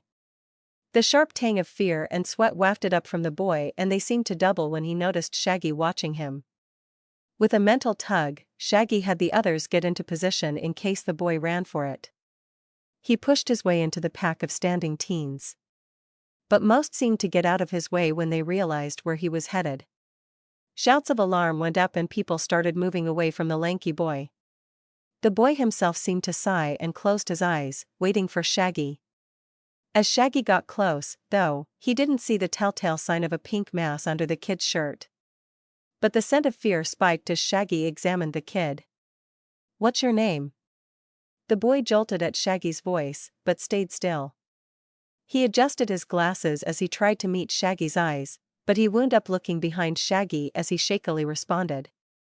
"SSSS Stanley, sir." "Okay, Stanley. You know we had a Quinnica parasite down here, right?" "No, SSSS sir. We were just told that an alien was loose down here." Shaggy nodded slowly as he slowly walked around the boy. "Aha. Okay then. Well, the Quinnica are a parasitic alien race that chooses a host to latch onto. Once they find a host, they enhance that person's abilities and gave them features one would associate with a vampire. You with me, Stanley?" The kid nodded as he stared forward. Still not meeting Shaggy's eyes. "I can understand the allure. You get some fantastic powers and all you have to do is agree to a permanent passenger in your body. Sounds pretty good. Right, Stanley?" Another nod. "Trouble is, we are at war with the Quinnica, Stanley. They have seen fit to attack our gang on sight. So we have attempted to meet that in kind. Shaggy came to a stop right in front of Stanley and looked the boy in the eye. Stanley tried to look away, but didn't seem able. He looked like a deer in the middle of the road staring at a truck barreling down on him. Shaggy stepped closer and got into Stanley's personal space. Knowing all of that, I would like to ask you a question, Stanley. Can you guess what that question is? The boy nodded so hard his glasses almost slipped off his face. Shaggy grinned, showing off his sharp, pointy teeth. Stanley stopped nodding and gulped as Shaggy took a step back and asked, "Does your passenger intend to do us harm?" Stanley blinked. "Huh? Your Quinnica. Is it an asshole?" A swirl of pink roiled behind Stanley's eyes and Shaggy tilted his head in confusion. He'd never seen that before. Stanley seemed to gather himself, and the scent of fear lessened a tiny fraction. I don't think so, sir." Shaggy humphed. "Well, ask it." Stanley nodded before a far-off look came to his face. Around them, Shaggy saw multiple teens readying various powers. His own pack had pushed in and were shooting him worried looks. He shrugged at them. There was no sense killing the kid if the Quinnica could be reasoned with. On top of that, Shaggy had another plan. But he wasn't sure it was going to work. Sir?" Shaggy. "Yes." Shaggy, "Sir." The Quinnica seems confused, sir." "Yeah, I imagine." Shaggy chuckled. Stanley fell into a shouting match with himself and Shaggy used the moment to wave everyone else away. He didn't think he needed any help with Stanley and his passenger. The Quinnica didn't seem able to override the boy's orders. Vic and the others dispersed the kids as Mari approached Shaggy and Stanley. She arched an eyebrow and Stanley cursing himself out, but addressed Shaggy. "You gonna kill him?" Shaggy snorted at the forced calm in her voice. "Not if I can help it. But I may use him a bit." Mari nodded in understanding. "Okay, but go easy on him. He was the only one of Luis's crew that was a normal. So it's natural for him to grab at power when it's offered." "Good to know." Shaggy filed that little tidbit away as he tapped Stanley on the shoulder. Silver armor sprung up on the boy's shoulder and ripped through the kid's shirt. Stanley spun in surprise as Shaggy readied his claws. But Stanley didn't attack. Instead, he stared at his silver shoulder. Shaggy's mind went to the Quinnica he and his pack had fought in the alley. It also had the same silver armor. Shaggy had thought it was an advanced mob compared to the normal Quinnica thugs. But maybe it was something different. As Stanley's shoulder went back to normal, Shaggy asked, "You got a handle on it?" Stanley glanced up, still wide-eyed. "Huh? Yeah, sir." Shaggy. "I think it's calmed down. It does not like you, though." Noted and understandable. Now I wondered if you and your friend could answer a few questions? "I don't think he is going to be useful, sir." Shaggy. "He says we have orders to kill you on sight. He says the fact that I haven't makes me Udal Kinta. Whatever that means, it means a traitor." "Then why didn't you just say that?" "Yes, I understand you speak a different language than me, but you could've." Ahem, Shaggy cut in before the pair could start arguing again. "Okay, so it seems that Stanley is in control. Is there any possibility that your new roommate could take over and kill us all?" Stanley went silent for a few seconds. No, sir?" You know the question mark at the end of that doesn't inspire confidence. Stanley nodded and fell into another silent conversation with his Quinnica. As he did, thudding feet brought Shaggy's eyes toward the path that led to the entrance tunnel. Luis was running full pelt toward them, and Shaggy was sure he smelt fear in the air. Luis slid to a stop and tried to huff out words. "Trouble deli help." Shaggy groaned, but sent an all-hands message to everyone. He wondered why Rita or Tom hadn't pinged him from upstairs. But they were probably busy. Shaggy turned to tell Mari to stay down here, but the little terror was already off and running. In the distance, he could hear her shouting for everyone to arm themselves. Shaggy pinched the bridge of his nose as he grabbed Stanley by the arm. The silver armor grew from the boy's skin again, but Shaggy ignored it as he hurried to the tunnel leading upwards. "So I'm going to have to question you on the go, Stanley. If your Quinnica gets uppity or ignores the question, just tell me. Got it?" "Yes sir, Shaggy." "First, can he attack other Quinnica?" "Yes, though he says he won't kill his friends for you." "And if they try to kill you, Stanley?" "He'll defend me." "Okay. Why hasn't he abandoned ship yet? You're clearly not inclined to attack anyone here. So why stay?" Stanley went quiet before asking. "Really?" He says it is because he is curious. Also, leaving would kill his host, me, and that would be inconvenient." "Asshole." Shaggy stopped before the exit to the Cobalt Tunnel and stared into Stanley's eyes. "Okay, I am addressing the pink mass of trouble inside this kid. You hear me?" Stanley nodded and Shaggy saw another swirl of pink behind the boy's eyes. "Good. You will not hurt this kid. If you do, I'll have Sybil burn you with that green flame until you are cinders. You also have to recognize that you are now on the opposite side of the Quinica's war, inhabiting an opposing combatant. So either your allegiances change or you abandon ship and take your chances." Shaggy saw a shiver shoot through Stanley's body and he quickly finished what he wanted to say. "However, if you stay, I want you to know I will do everything I can to make your new host stronger. You can stay and get stronger with us or you can return to being just another foot soldier. Think about that as we go up." Shaggy rushed down the tunnels toward the surface. Sybil and Seacrass followed along behind Stanley as Vic ran along with the kids. It seemed everyone had armed themselves as best they could. The sharpshooter was going over energy weapon safety as they ran and Shaggy hoped to the gods of gaming that the kids were listening. Last thing he needed was an energy bolt to the back. As he turned into the maintenance tunnel, Shaggy tried to guess who was causing trouble upstairs. Smart money, said the wild bunch, but the Quinnica were out in packs and for all he knew, Stanley's passenger could communicate with the other Quinnica somehow. They had never displayed telepathic abilities before. But these new Quinnica were full of surprises. Then again, for all Shaggy knew, it could be the cops knocking at their door. Shaggy took the stairs into the deli two at a time. He kept an ear out for raised voices, but all he heard was Tom yapping away something or other. He passed through the back of the deli and jumped the counter before he came to a stop in the center of the room. Rita was by the door, sword out and glaring into the street. Shaggy followed her gaze as the sound of thudding feet came from behind him. Shaggy swore and turned.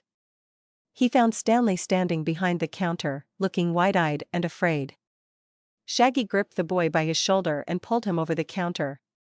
He lost his grip as the boy's flesh turned to armor again, but that didn't stop Shaggy from getting in his face and growling. How did he do it? Shaggy yelled at Stanley. The boy was terrified as the armor seemed to swallow his whole body. Shaggy kept a hand on the boy's chest while the armor was finished. Once it was done, Stanley's face was a silver mask and all he could do was shake his head. A slit formed in the silver face armor and Stanley's voice shouted out. He says he didn't do it. They can't communicate telepathically when they are in a host. Shaggy nodded and turned back to look out the windows of the deli. In the street, surrounding the two sides of the deli, were Quinnica. Dozens of Quinnica. He wasn't sure how they had found them, but he knew a fight was brewing. Vic and the kids took positions at the counter as Seacrass moved to guard the side door with Sybil. Shaggy grabbed a sandwich off a nearby table. He didn't know whose it was. But he was going to need the energy. Nearby, Sybil reached into her pocket and grabbed a candy bar. She flung it at him and Shaggy rapidly devoured the treat as he stared at Stanley. He was going to have to test his idea now and hope for the best. Stanley. I need you to answer a question. What? I mean, yes, sir.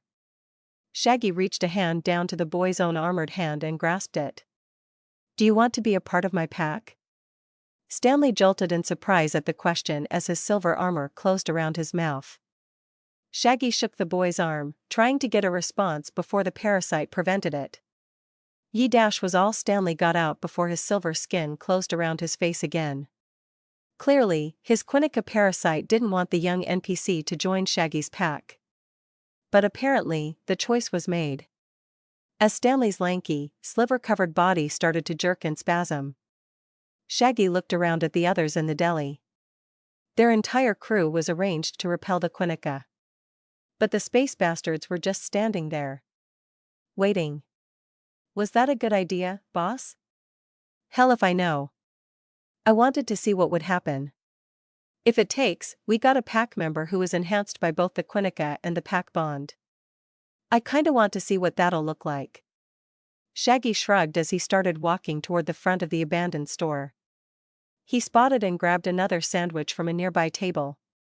He needed to be as topped up as possible for what was coming. A whole gaggle of the space vamps were waiting outside. While his pack hadn't had trouble with the asshats before, they had brought the numbers to be annoying. He joined Rita at the front door and peered out into the street. The sun was setting, and the cluster of Quinnica at their doorstep were loitering around, waiting. Shaggy raised an eyebrow at Rita, who shrugged. No idea why they haven't rushed us yet. They have some decent numbers and more keep showing. Maybe they are waiting for some sort of leadership before they attack. Shaggy nodded. That made sense. It was also not what they wanted. He sighed as he adjusted his pants and for the first time realized he was, again, without a shirt. He needed to either give up on shirts altogether or find some tougher material. Something else for the pile. Shaggy grumbled to himself as he sent a mental signal to his pack. He was going to poke the beehive and everyone needed to be ready. Shaggy walked out of the deli into the setting sun. As he stepped onto the sidewalk, he noticed that the street crossing in front of the deli was clear. Except for the bunch of goth wannabes loitering around in their dark clothes. He thought he even saw a top hat on one or two of the pale bastards. Shaggy sighed and stepped into the street. He had already drawn plenty of attention walking out of the deli they were watching. Not to mention his shirtless body. He raised a hand. Normally I would say you kids need to get off my lawn, but Shaggy tapped the road with his foot before glancing back up at the Quinnica. The mass of bodies stood eerily still until he finished talking, and then a roar of noise filled his ears. The Quinnica seemed to surge forward at him, surrounding him in a tide of black suits and leather pants. Shaggy watched as several older-looking Quinnica seemed to hold the tide back from assaulting him. Which was weird. He figured they would just try to kill him and the others and be done with it. But it seemed a few wanted to talk. Could be good to gather information. But I also want to punch something. Shaggy felt his inner wolf growl as the oncoming mass of bodies finally got themselves under control. There were a few hurried conversations, and Shaggy took the chance to look back at the deli. His pack was still watching the entrances, but it seemed a few of the braver teens were now at the windows. K-Tech rifles ready. Lowly dog. You are being offered the chance to surrender before our leader arrives. I suggest you take it, said a male voice in a bad accent. Shaggy turned back to the assembled Quinnica and snorted. I was just about to ask for your surrender. But apparently your leader hasn't even shown up yet? What a pity. Guess we'll have to deal with the riffraff first. Shaggy heard the hum of energy rifles coming to life. At least his crew were backing his play. The lanky brown-haired Quinnica that had spoken before sneered and looked around at the assembled horde of his brethren. Seeing his derision mirrored in his kin, the Quinnica turned back to Shaggy. You are outnumbered and outclassed. Surrender and your death shall be swift. The Quinnica sneered down at Shaggy's claws, and his own nails grew to sharp points. Shaggy blinked, and suddenly the brown-haired Quinnica was right in front of him, fingers jabbed into his naked abdomen. Shaggy grunted but felt the Quinnica's nails hit his dermal plating. The Quinnica was staring, horrified, at how ineffective his nails were. So he missed Shaggy's grin. That was a stupid thing to try. Shaggy jammed his own claws into the stunned Quinnica chest and ripped sideways. The lanky, pale body split apart like paper and Shaggy charged forward. Laser fire and shouting came from the deli as his crew joined in. Shaggy let his wolf out, just a bit, as he charged into the bodies. He saw lines of black blurring in the air as the faster Quinnica rushed around. They were going to be a pain, but the younger, slower Quinnica? They were all just meat in a grinder. Shaggy felt blood and viscera cover his body as he dove into the Quinnica, tearing into bodies with his claws. Pinpricks of blood appeared on his own body as the space vamps used their enlarged fingernails to stab at him. But mostly, they were ineffectual. Occasionally a blue beam of laser fire would zoom past and burn a Quinnica to the bone. Shaggy was happy to see their weapons were effective, but the speedsters were a genuine issue. Shaggy had just bisected another pale woman when a blur of air flew by. His face stung as the fast Quinnica skidded to a stop. The blonde man was holding his fist and looking at Shaggy, aghast. Shaggy smiled as he saw that his hard head had broken the guy's fist. Shaggy shrugged and charged forward with his arms raised. But the Quinnica blurred again, disappearing. Probably running away to get someone stronger. But a flash of silver at Shaggy's shoulder brought him around to find Rita standing with her sword pointed next to his shoulder. The blonde Quinnica's body fell to the ground as his head stayed perched on Rita's sword. All she had to do was hold out her sword and the dumb bastard decapitated himself. Shaggy smiled, but Rita shook her head.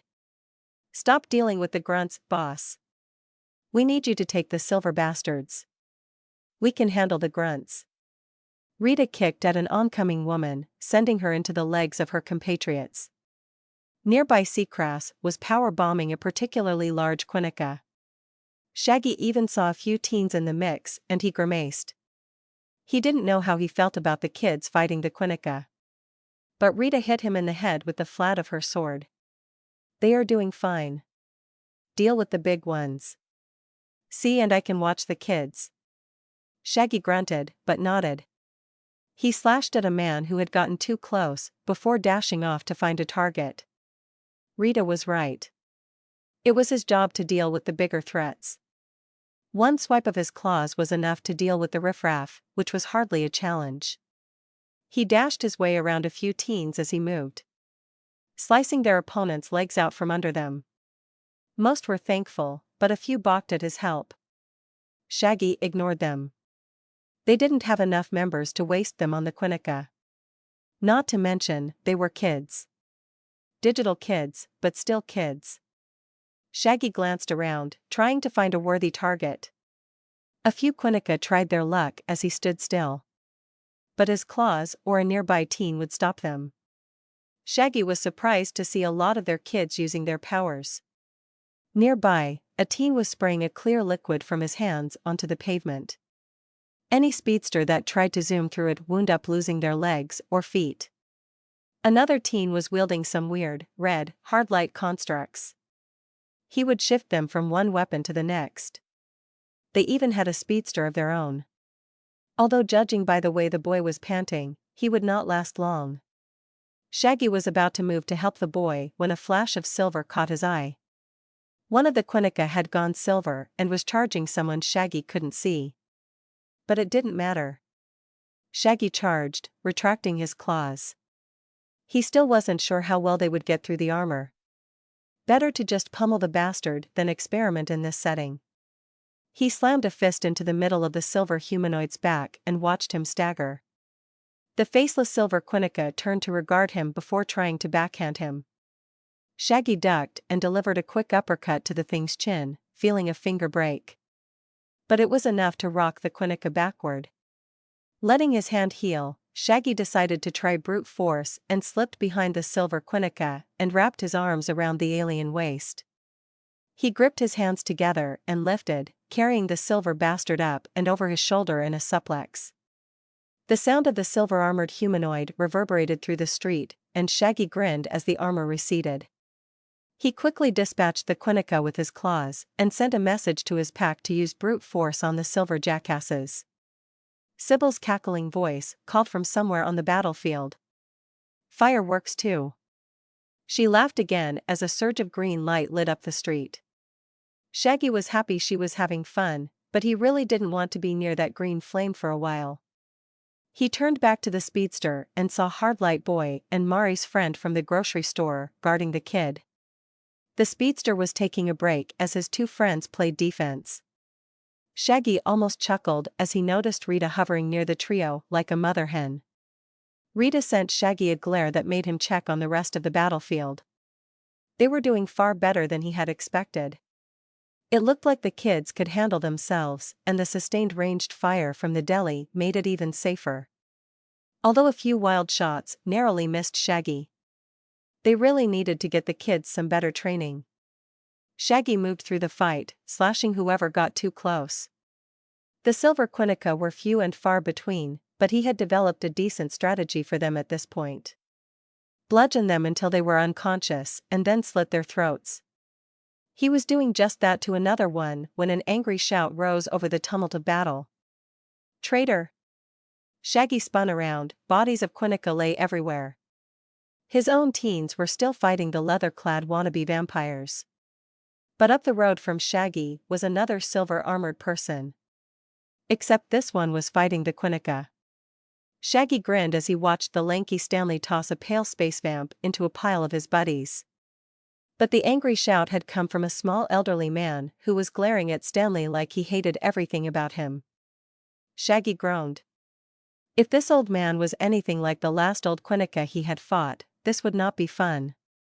First thing to do though, was get Stanley out of the way. Shaggy charged as he monitored the older Quinnica.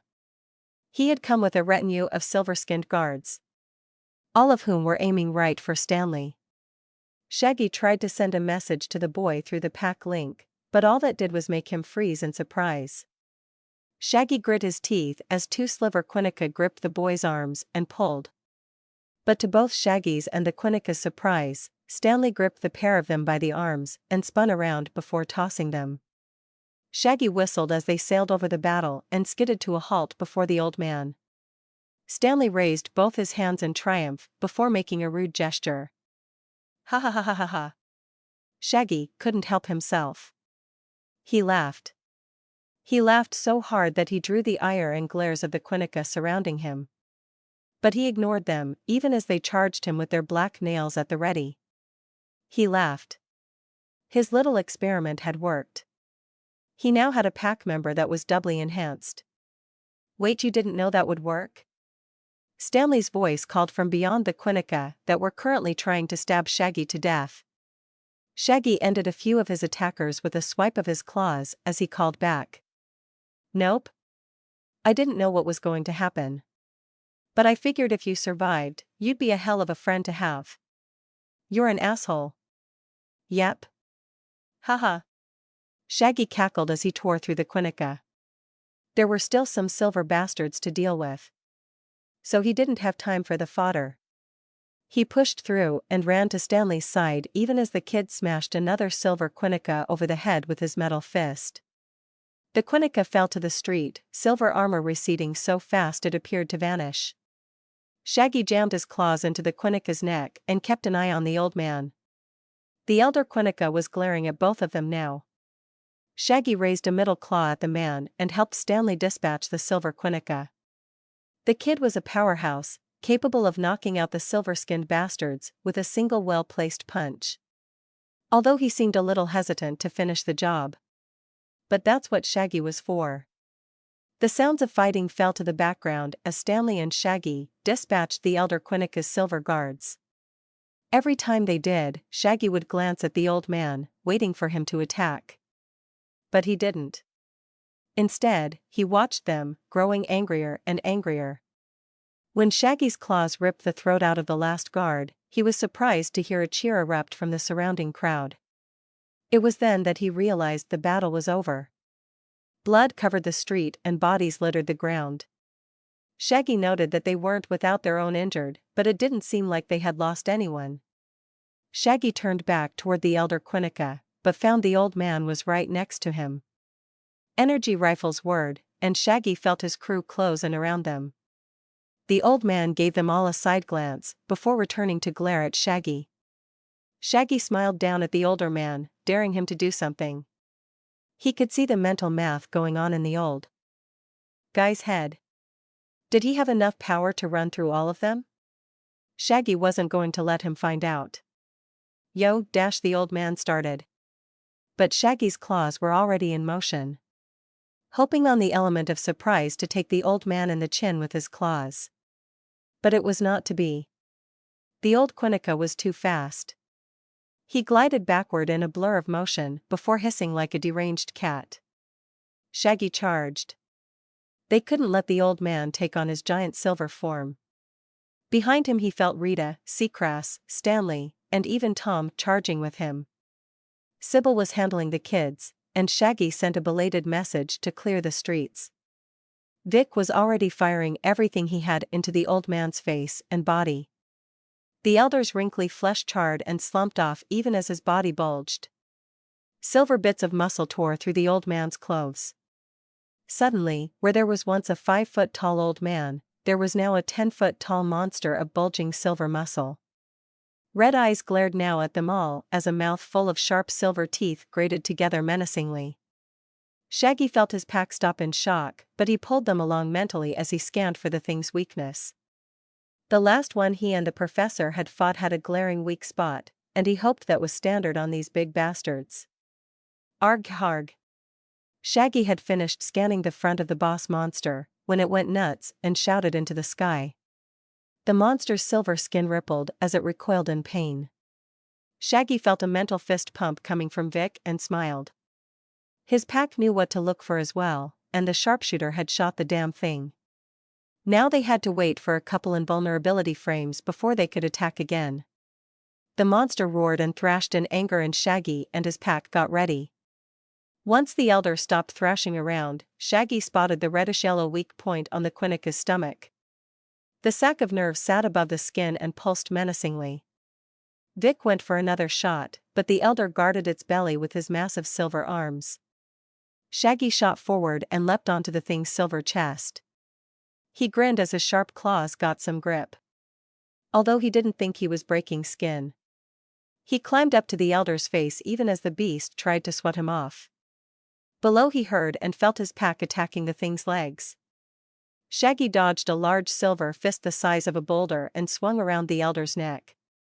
He started clawing as fast and as much as he could, not trying to do any actual damage, just trying to annoy. He was successful too as the Quinnica reached up with both arms and grabbed Shaggy. But Rita was waiting with her sword and slashed the thing's glowing weak spot again. The elder spasmed, which was not a good thing for Shaggy. The beast's hands tensed and crushed him. He felt several bones break and pop and he was sure he was dead, but the spasms also made the large Quinnica drop him. Shaggy hit the pavement and rolled even as his chest and arms screamed in protest. His healing had slowed significantly throughout the fight, so for now he had to sit on the sidelines as his pack rushed the thing. Both of his arms were slowly knitting themselves back together as his ribcage snapped back into place. The monster was roaring in defiance as Rita and Sybil harried the thing with fire and sword. Seacrest and Stanley had grabbed a leg each and were trying to keep the thrashing down to a minimum. Tom was sitting on the thing's shoulder, holding on for dear life and swearing like a sailor. The spasm slowed to a stop, but Shaggy's healing wasn't finished. He sent a mental order to both Stanley and Seacrest to have both of them attack one leg and trip the thing up. Both pack members moved to follow orders and gripped the large silver leg and pulled. Tom backflipped off the thing's shoulder, narrowly dodging its grasping hands. Sybil was darting between the thing's legs as she held on to her fists of fire.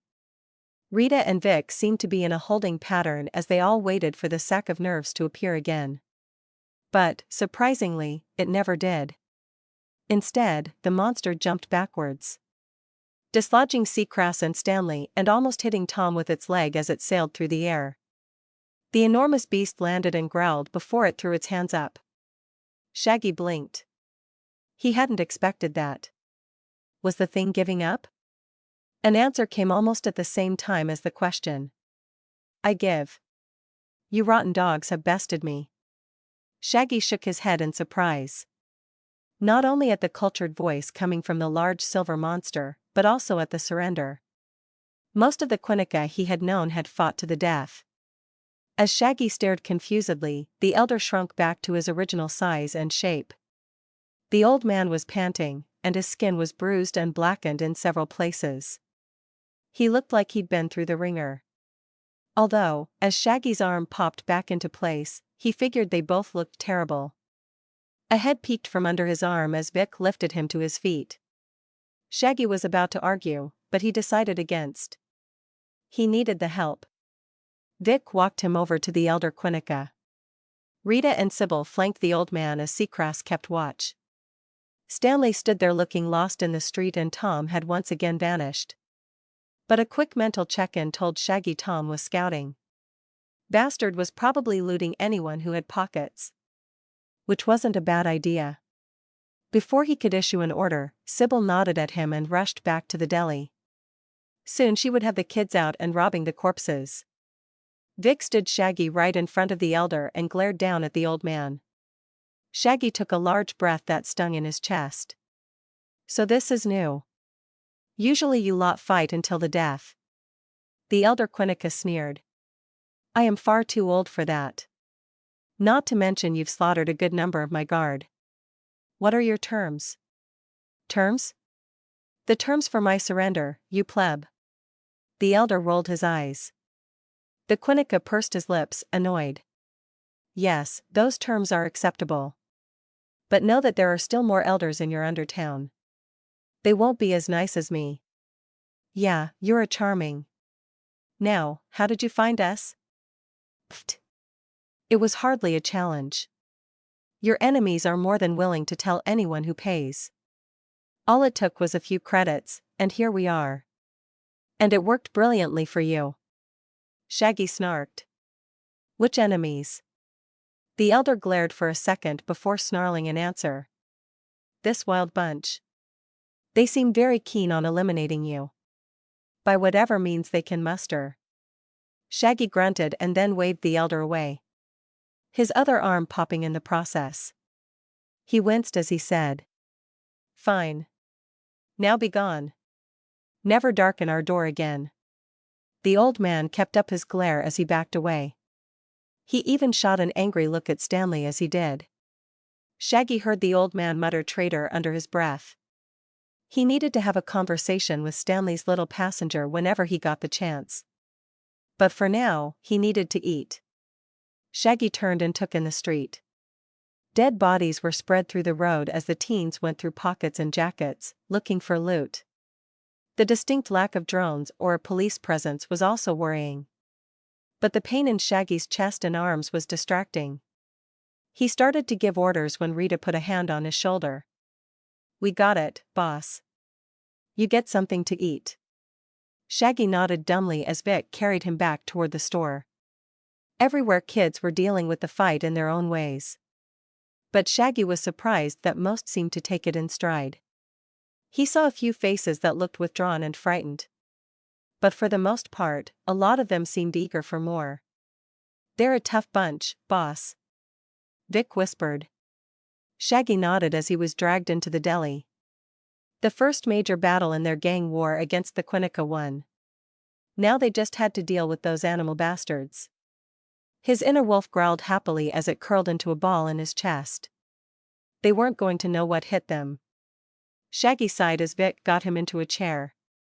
The deli's front room had looked like a battlefield before the Quinnica showed up. Now it was full of broken glass and groaning teens.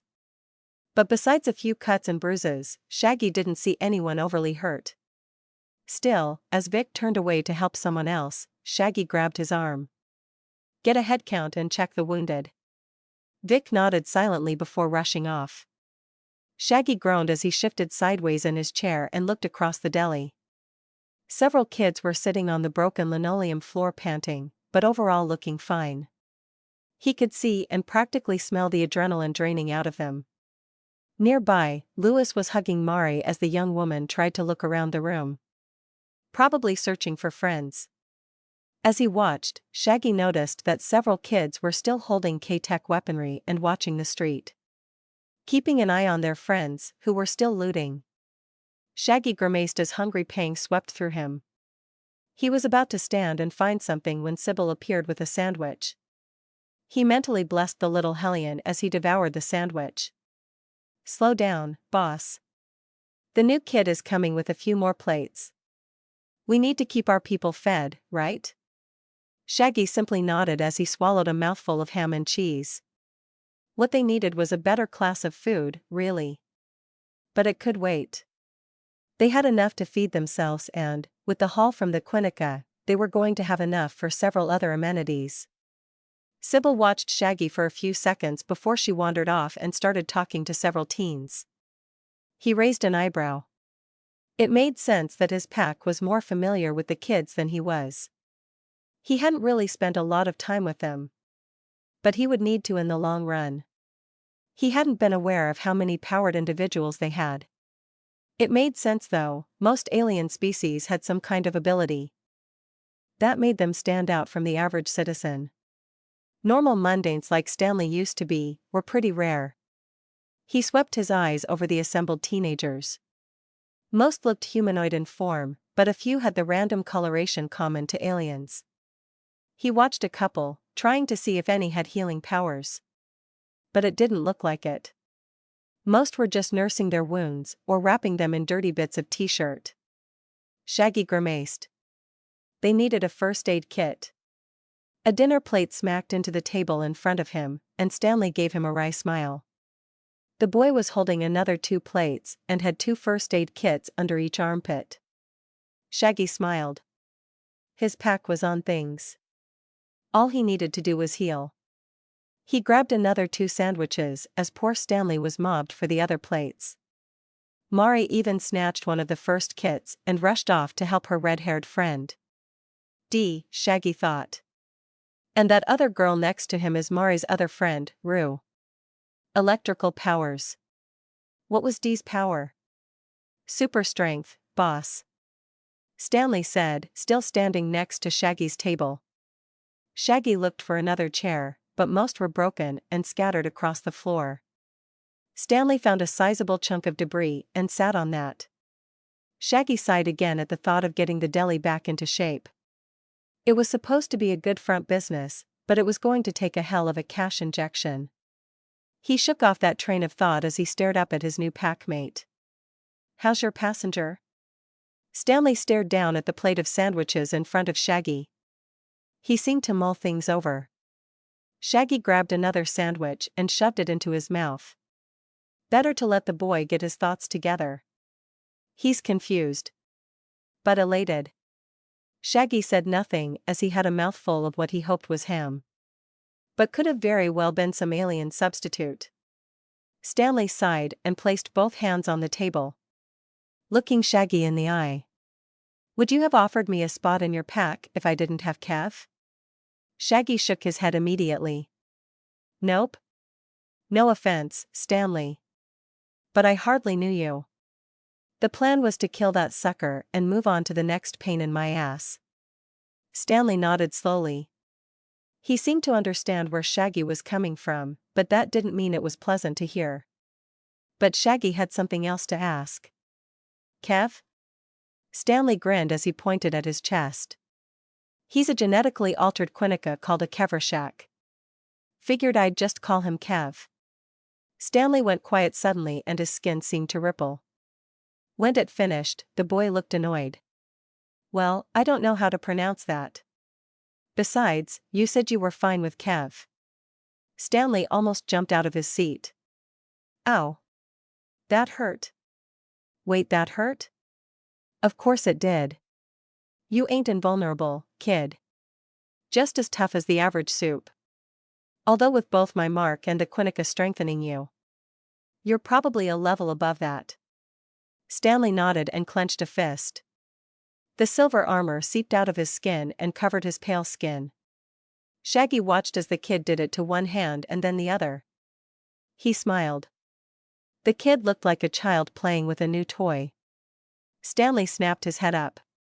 I'm not that young. He snapped. Shaggy smiled around a mouthful of sandwich. He swallowed before he gave a polite nod. I hear ya. It was just an observation. Also, hearing you in my head all the time is disconcerting. You're not as clear as Kev, but I can still get intention and little bursts of emotion. It is wild. You know I was mundane before all of this happened? Shaggy nodded. Part of the reason I followed Lewis around for so long was because I thought it would help me awaken. A nearby kid with a rifle snorted in derision and Stanley went pink in the ears. Shaggy ignored the byplay and asked. Awaken? There's this unsubstantiated rumor that if you have a latent mutant gene, you can trigger it by hanging around other mutants. A few of the others won't admit it, but I'd bet that's why they are here, too. Most of us come from mutant parents, most of whom are long dead or serving time in prison. Not all of us are as desperate as you were, Stanley, said the boy near the window. Shaggy stared at the two boys. Stanley was staring daggers in the back of the other boy's head, while the black-haired youth at the window stared out into the side street. Shaggy reached down and searched for another chunk of debris to use as a chair. He pushed it at the boy and waved. Sit, kid. Tell me why you're here then. Gabe, the boy said as he kept an eye out the window. And I don't think I should take my eyes off the street. The bunch could hit us at any moment.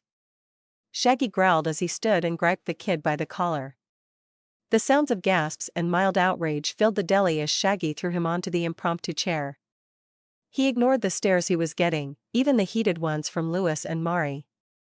Sit. Gabe. My crew and the others can keep an eye. If you want to be a part of the conversation, then you are going to look me in the eye.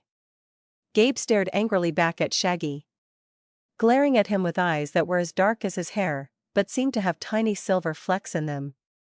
Shaggy maintained eye contact until Gabe huffed and looked away. Shaggy waited and sent a message to Stan not to say anything, either. He devoured the last sandwich on the plate before Gabe decided to speak up. I wanted to follow someone strong. Gabe said finally. Lewis may not have a handle on his powers, but for a mundane like me, he was the perfect boss.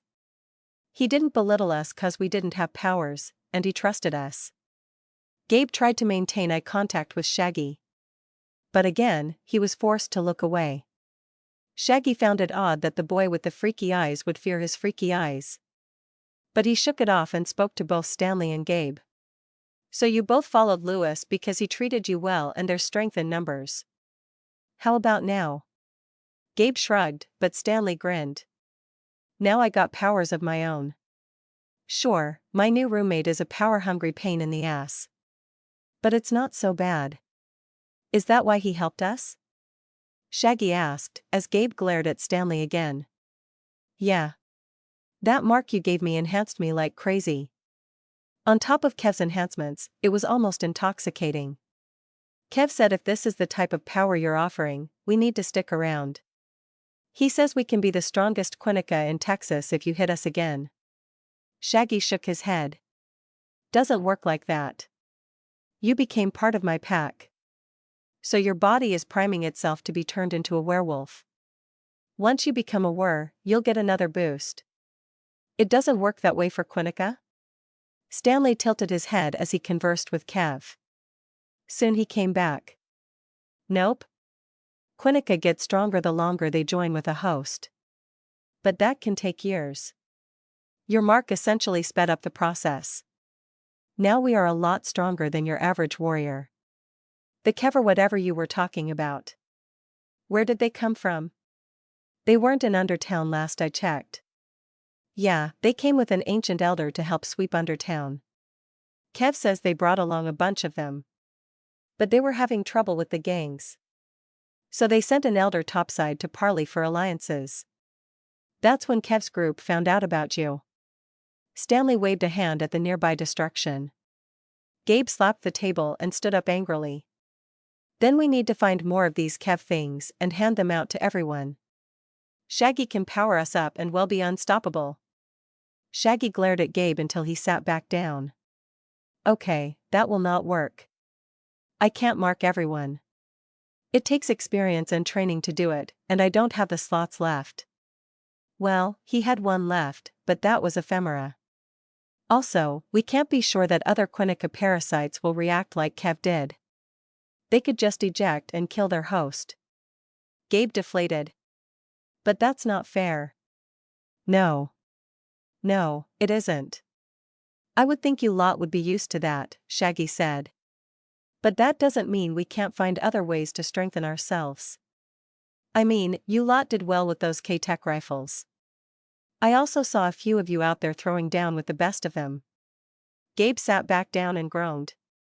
Yeah, but this sucks. There's no reliable way to awaken a mutant gene. So the rest of us are stuck here feeling helpless as you guys go out and kick ass with cool powers. What about learning magic? Shaggy asked. Both Gabe and Stanley gave Shaggy a strange look. Stanley, who was linked to Shaggy, picked up on his meaning first. Boss? You can't just learn magic. You have to have your magical channels burned in. Which cost a lot and can be painful. Not to mention, if you don't have any magical talent, it can burn your entire nervous system. Gabe added. Shaggy glanced between the two boys. Could Levy do it? Both of them shrugged, unsure. Shaggy sighed and tried to think out the problem.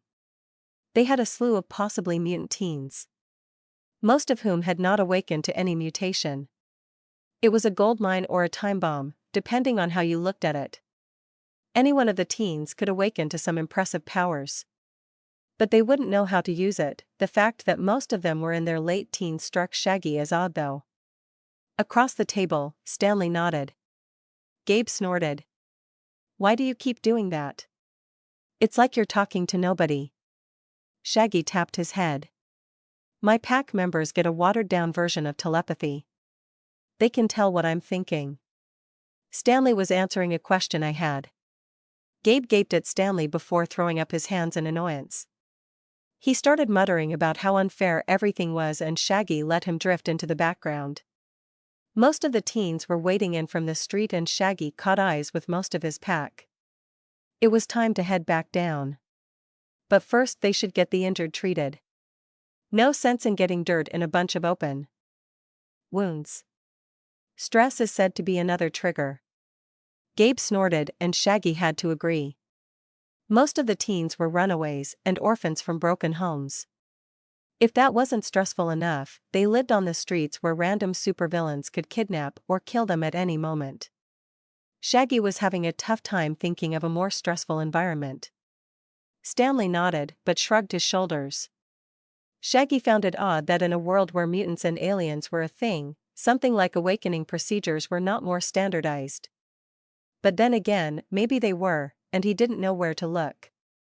A shout of alarm came from the floor and several teens were shoved backward toward Shaggy's table. He stood to get a better look and on the far side of the room was a young woman inside a blue globe. Aki, another girl shouted in confusion.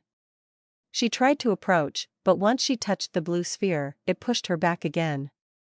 The long-haired woman in the globe was still laying on the floor, looking around, clearly confused. Behind him, he heard Gabe click his teeth. Another one?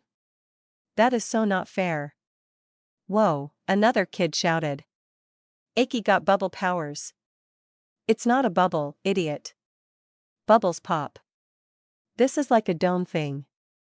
A shield? Aki's friend said, sounding unsure.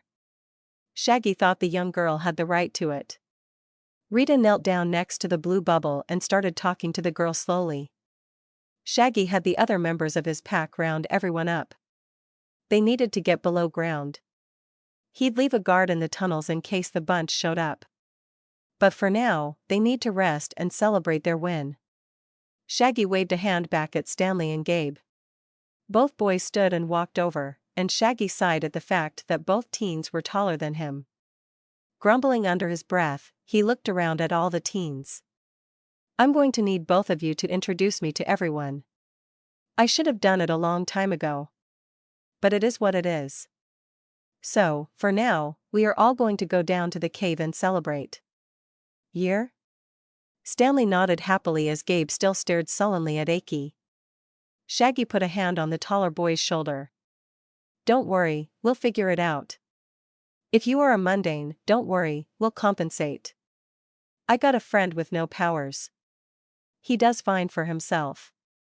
Shaggy ignored how the professor had some minor enchanting ability and steered both boys toward the maintenance tunnel. They had their first big dust-up with a gang and came out on top. That was reason enough to celebrate. But if they had a few teens awaken mutant abilities too, that would really be something. He passed on his orders to everyone else and stepped into the dark. It had been a long day, and he was just getting started. So Branka is the animal girl? Shaggy scratched his head as he looked around at the different teens. Campfires were lit in the empty plot of land in front of his log cabin. Grills stolen from the supermarket were lit and cooking whatever meat and vegetables they could find. Stews were being brought to boil in pots hung over fires. Shaggy almost chuckled at the rustic feeling everything gave him. Most of the teens seemed to shake off the battle and were now celebrating in small groups around the clearing. Shaggy and his pack were cooking and eating their own portion of food, along with Vance. It was only after they returned to the cave that Shaggy realized the old man hadn't gone up with them. When questioned, the old werewolf shrugged and muttered something about it not being his job to fight Shaggy's battles. Shaggy glared, but chalked it up to some weird game balance thing. Besides, the old bastard more than made up for it by having some food ready and waiting. No. Rita corrected. That's Isabel. Branka can climb on walls or any surface, really. She's not really a fan of the power, though. But she makes do with what she has. Shaggy nodded as he filed the image of the tall, muscular brunette away in his mind. Then he started looking for Isabel again.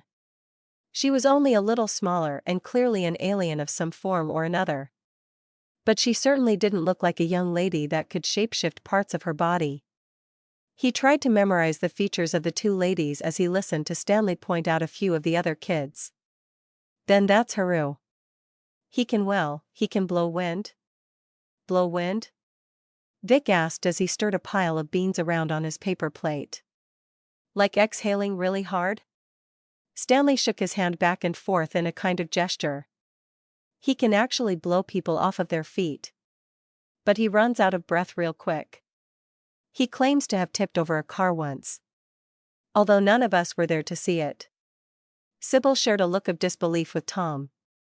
But the pair said nothing as Stanley pivoted in his seat. Once he found who he was looking for, he waved his spork at a nearby fire. 3 boys were seated around the campfire, looking smug and drinking. Shaggy recognized them from the melee with the Quinnica. That's Dragan, Seth, and Ulf. They claim to be brothers, but no one is sure if that's true. Dragan can shoot this glue stuff from his hands. Ulf creates weapons and Seth is a speedster. Although he doesn't really have that much stamina. Shaggy nodded. I caught them during the fight. Seth seemed to have a hard time, but Dragan and Ulf were doing pretty well. Shaggy took the 3 in again. Dragan was tall, but muscular with olive-toned skin and looked fairly human. Meanwhile, blonde-haired Seth was on the shorter side.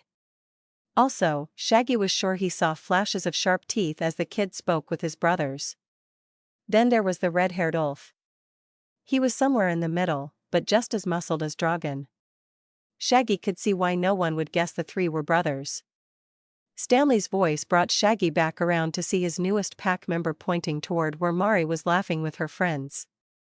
Those 2 are Rue and Dee. She can emit electricity and he has some low-tiered super strength. Shaggy was already familiar with the mousy brunette and the dude with bright red hair. But he had told Stanley to go over all the powered teens that were in their group. It was 9 so far, 11 if you counted Lewis and Mari. Which wasn't bad with 19 teens altogether. But that meant that 8 of them were currently unawakened. Shaggy was also shocked to learn that the youngest of them was 15. He was sure he had seen a few younger brats running around. But apparently not. That's it for the powered, sir, boss. Stanley said, still tripping on how to call Shaggy. Shaggy ignored him and nodded as he bit into his food. He waved for Stanley to go on as he chewed. The lanky boy nodded as he pointed out the rest. The others are Gabe, Petrie, Otto, Nate, Yelena, Camilla, Nisha, and Aki. Although Aki's powers just came in. As we saw upstairs. Some kind of bubble defense thing. Force field projection, Rita said as she turned to regard the short young woman. She was happily sitting around a fire, creating little blue bubbles that stuck in the air. The surrounding people all smiled and tried to break the bubbles. Shaggy was surprised that the little things could hold up to a surprising amount of force.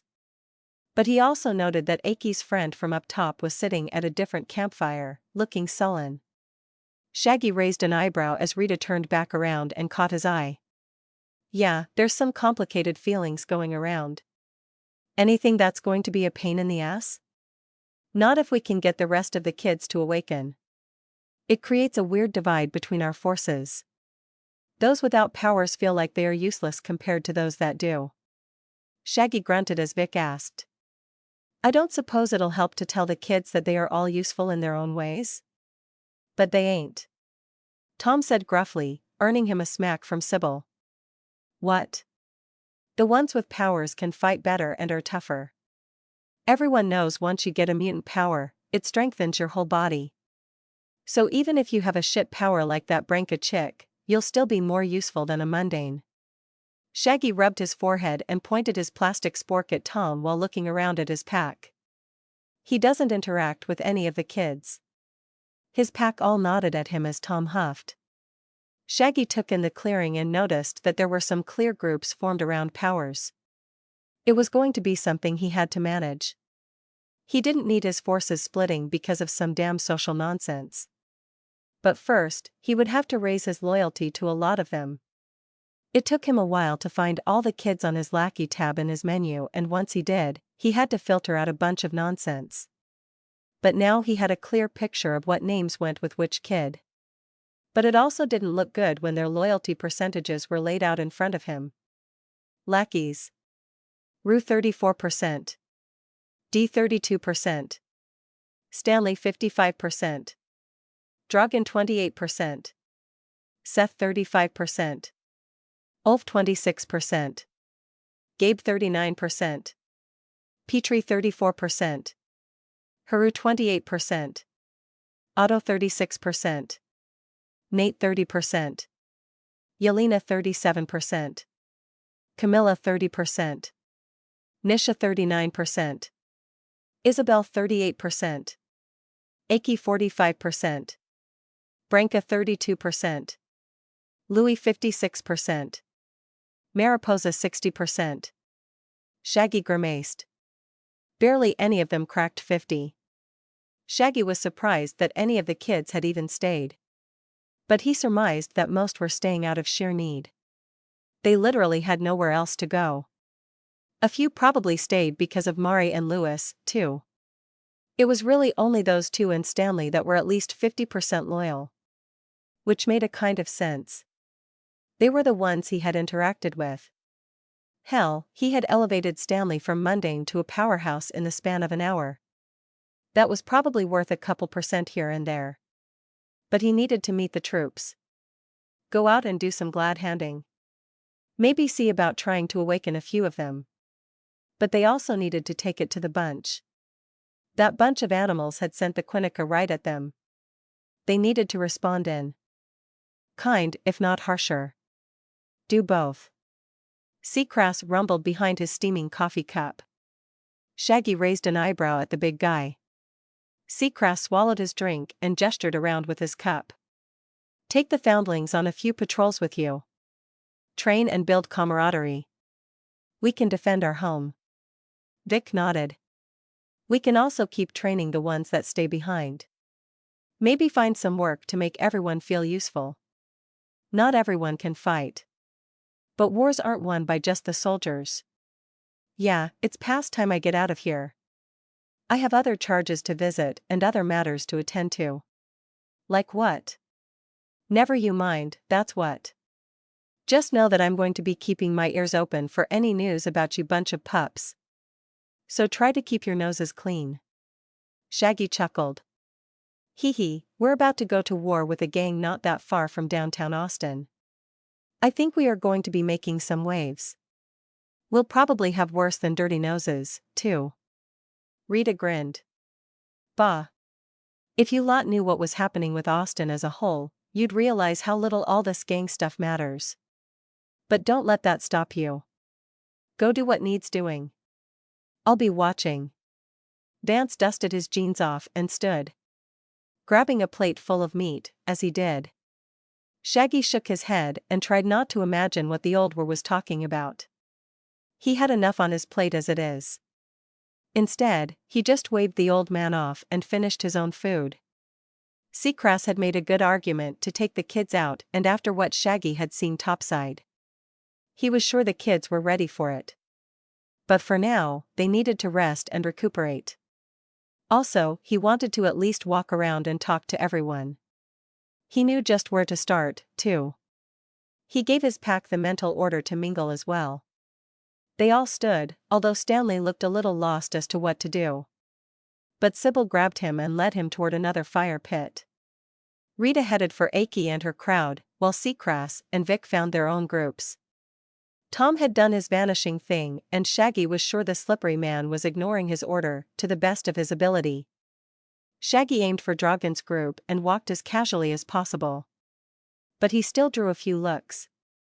Most were curious, but a few seemed oddly fearful. Not Dragon, apparently. Look who's decided to grace us with his presence. It's His Majesty come down from on high to speak to the peasantry. To what do we owe the honor? Ulf chuckled as Seth looked a little worried. Shaggy grinned back at the taller teen. He could appreciate a good ribbing, but his inner wolf seemed a little annoyed. Dragon and Ulf were two of the lowest in loyalty, and apparently that equated to some snark. So it made sense to speak with these two first. Seth would be a bonus. But he also didn't want to appear weak. So he sat next to Dragon and gave him 2 firm slaps on his back. Dragon bent forward from the force of the hits and almost folded in half. Seth's face went pale as Ulf conjured a red mace in his hand. Just wanted to see what the common ramble was up to after our battle. Shaggy chuckled as Dragon sat back up, sucking in lungfuls of air. Shaggy glared at Ulf until the red mace went away. The red-haired teen glared back but didn't make another move as his brother caught his breath. Shaggy took in the trio as Dragon continued to get his breath back. Seth was clearly the youngest and seemed the most afraid of him. He was also wearing pants and a shirt that hung loosely on his slight frame. Shaggy guessed that they were hand-me-downs or stolen. Meanwhile Ulf, the clear middle child, had clothes which seemed too tight, although with the stocky boy's frame that might have been intentional. Something to show off his large arms and torso. Dragon, on the other hand, was the closest approximation to a wannabe biker. Black leather jacket, blue jeans, and some heavy-duty boots. Shaggy chuckled as he noted it was the same thing Vance wore. "What are you laughing at?" Dragon coughed out as soon as he had the breath. Shaggy shook his head. "Nothing. Absolutely nothing. How are you boys doing? I saw Seth got himself into some trouble there for a bit." Seth's cheeks went red as Ulf chuckled. "Yeah. Mr. Who needs to exercise, bit off more than he could chew during the fight. But we handled it. D is a pretty good speedster deterrent and I can womp with the best of them." Shaggy quirked an eyebrow. "You tried Rita yet?" Ulf sputtered. I mean no. No, I haven't. But that wouldn't be fair. She's an amped-up werewolf and I'm just a standard mutie." "Don't say that word," Dragon growled. Ulf waved him off as Shaggy watched the exchange. Most players had caught on that mutie was a derogatory in some circles. He made a mental note of Dragon's distaste for the word before he responded to Ulf. "That hardly matters. We're going after the wild bunch. Do you think any of them are going to be an easy mark?" Ulf shifted in his seat before he shook his head. "Probably not. But that's hardly the point." Dragon cut in. "You lot haven't exactly been around much, have you? All you do is order us around and then disappearing for hours on end." Shaggy shrugged. "We got shit to do. We are trying to make a foothold for our people back in Undertown." Shaggy's backhand sent the teen tumbling end over end. Dragon's body rolled for almost 5 feet before the back of his head slammed into the ground. Shaggy gave Ulf and Seth a withering look as he stood and walked back toward Dragon. He placed a foot on either side of the kid's chest and looked down. Shaggy had made sure that the blow caught the kid in the chest and tried to regulate his strength. He wasn't trying to kill the kid, but he also wasn't about to let some punk badmouth his wife. If anything, he had been far kinder than Levi would have been. Shaggy slapped Dragon a few times, trying to rouse him. A rush of footsteps brought Shaggy's head around in time to meet a large red claymore. The construct hit him full in the cheek and stuck there. Shaggy raised an eyebrow as he felt the bite of air hit the cut on his face. Ulf's constructs were pretty tough, apparently. Shaggy caught the stocky teen's eyes and grinned. Ulf gulped as he removed his sword from Shaggy's cheek. Shaggy continued to stare at the boy until he heard Dragon coughing beneath him. He turned to regard the boy. "So what did you learn?" It took a few more seconds as Dragon slowly came back to his senses. When he did, he glared at Shaggy. "That you're the king of cheap shots?" Shaggy grimaced. "Okay then. I am going to hit you again. Are you ready?" Before Dragon could respond, Shaggy slammed a fist into his chest. He concentrated on keeping the strike as low-powered as possible. He wanted an example, not a corpse. Shaggy heard Ulf shift his feet again and glanced up. The red-haired teen was glaring at him, still holding his claymore. All around, Shaggy saw the other teens looking on in shock. Shaggy sighed. "I'm not letting you kill him." Ulf growled. "Huh. I have no intention of killing anybody. However, if you insult my wife, I'm going to punch you. That's just nature. Although you should know that if Levi had heard what he had said, he would be dead. And there would be nothing you could do to stop her." Ulf sighed, but seemed to nod. Movement at Shaggy's feet brought his fact back down to Dragon. The boy was waiting with both of his hands outstretched, and Shaggy had just enough time to back up before two streams of clear liquid shot into the air. They crisscrossed right where Shaggy's face had been and then fell to the dirt, clumping in long lines of goop.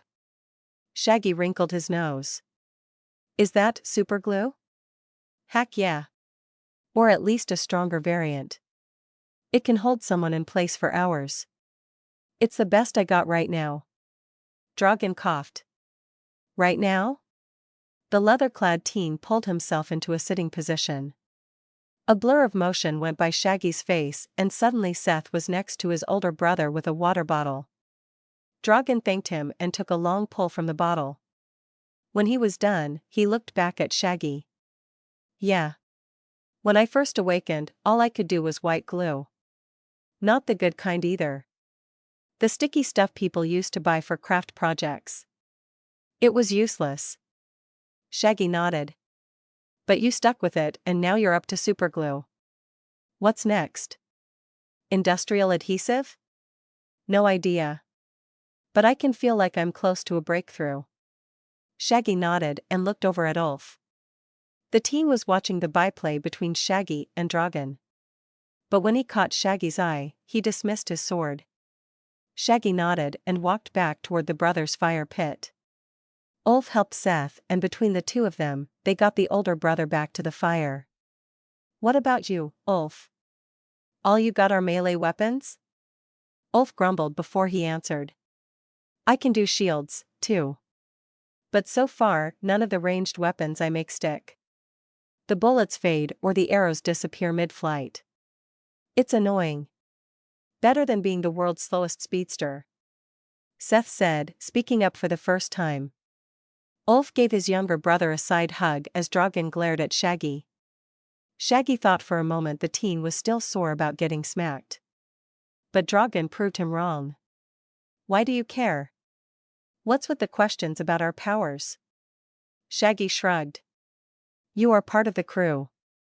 Which means I want to know what you are capable of and how I can help you improve. The stronger you are, the stronger my gang is." "Your gang?" "Yeah," Shaggy grinned at Dragon. "You didn't still think you were working for Lewis, did you?" "Nah, but this bunch hasn't seemed like much of a gang. More like a holding space for your meat shields." Shaggy tapped the spot on his cheek Ulf's sword had cut into. The nick and scar were long gone. Does it seem like I need meat shields? All three brothers looked at each other before shaking their heads. Shaggy chuckled. Hee hee hee. Don't get me wrong, I had no intention of starting a topside crew when I came up here. In fact, I was trying to work in with the local police department. But that went sideways, and now we're down here. Dragon laughed. Haha. So now what's the plan? Cement our power base, get some cash flow going, and then link up with our Undertown counterparts. Hopefully, when my wife gets back, she and her witches will get us a portal to Undertown and we can triple our manpower. Bet the bunch ain't going to like that, Ulf said. Don't give a shit what they like. Shaggy growled. In fact, we are going to take it to them here real soon. Yes. My pack and I are going to grab a few of you kids and begin taking to the streets. Y'all are familiar with the area and you know the people. Those who don't go will stay here and train or be sent on scouting missions. Maybe even a couple of you can look at our weapons and see if we can make them better. Ulf snorted. Pfft. Those are K-Tech weapons. They're the best in the biz. Especially with weapons. Not really. Seth whispered. K-Tech is notorious for having shoddy power efficiency. Not to mention, their wiring erodes almost twice as fast. It's like they are designed to fail. That would make sense. Why buy another gun from K-Tech if the first one lasts forever? Said Dragon. Shaggy, though, was staring at Seth with stars in his eyes. Could this be the kid that would help with outfitting their entire crew? They still needed an armorer or weaponsmith for the crew. Seth saw Shaggy's stare and shrunk in on himself. Shaggy smiled at the boy. So you know weapons? Seth shook his head. Not really. Just some stuff I've read on the net. Most of which isn't in favor of K-Tech lately. But would you like to learn about weapons? Shaggy asked, undeterred. I guess? Seth shrugged. Why? 'Cause we need someone good with weapons and armor. What happens if something breaks down and we can't fix it?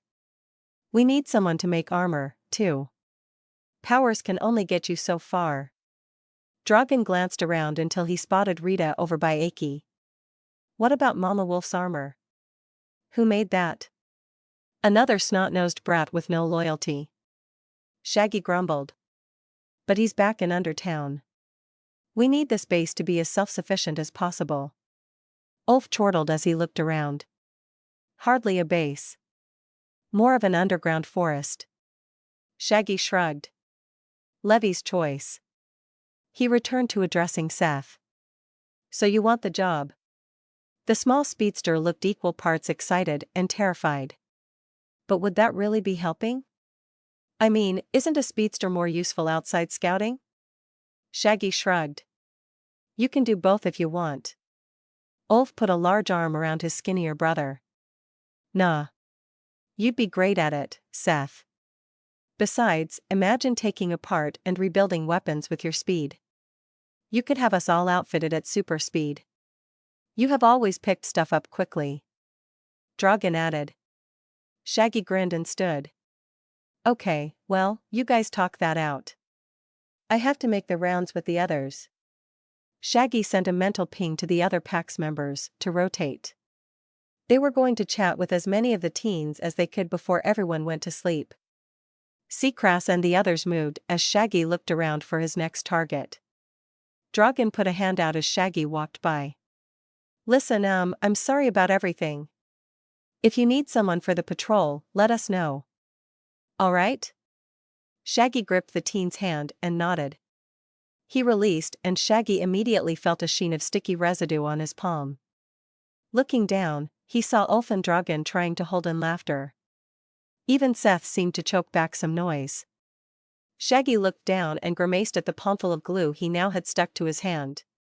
He took a deep breath and wiped as much as he could on the back of a now guffawing Dragon's jacket. Ulf was also now laughing and rolling in the dirt. Shaggy sighed and walked away. The kid had gotten him good, and in the grand scheme of things, it hardly mattered.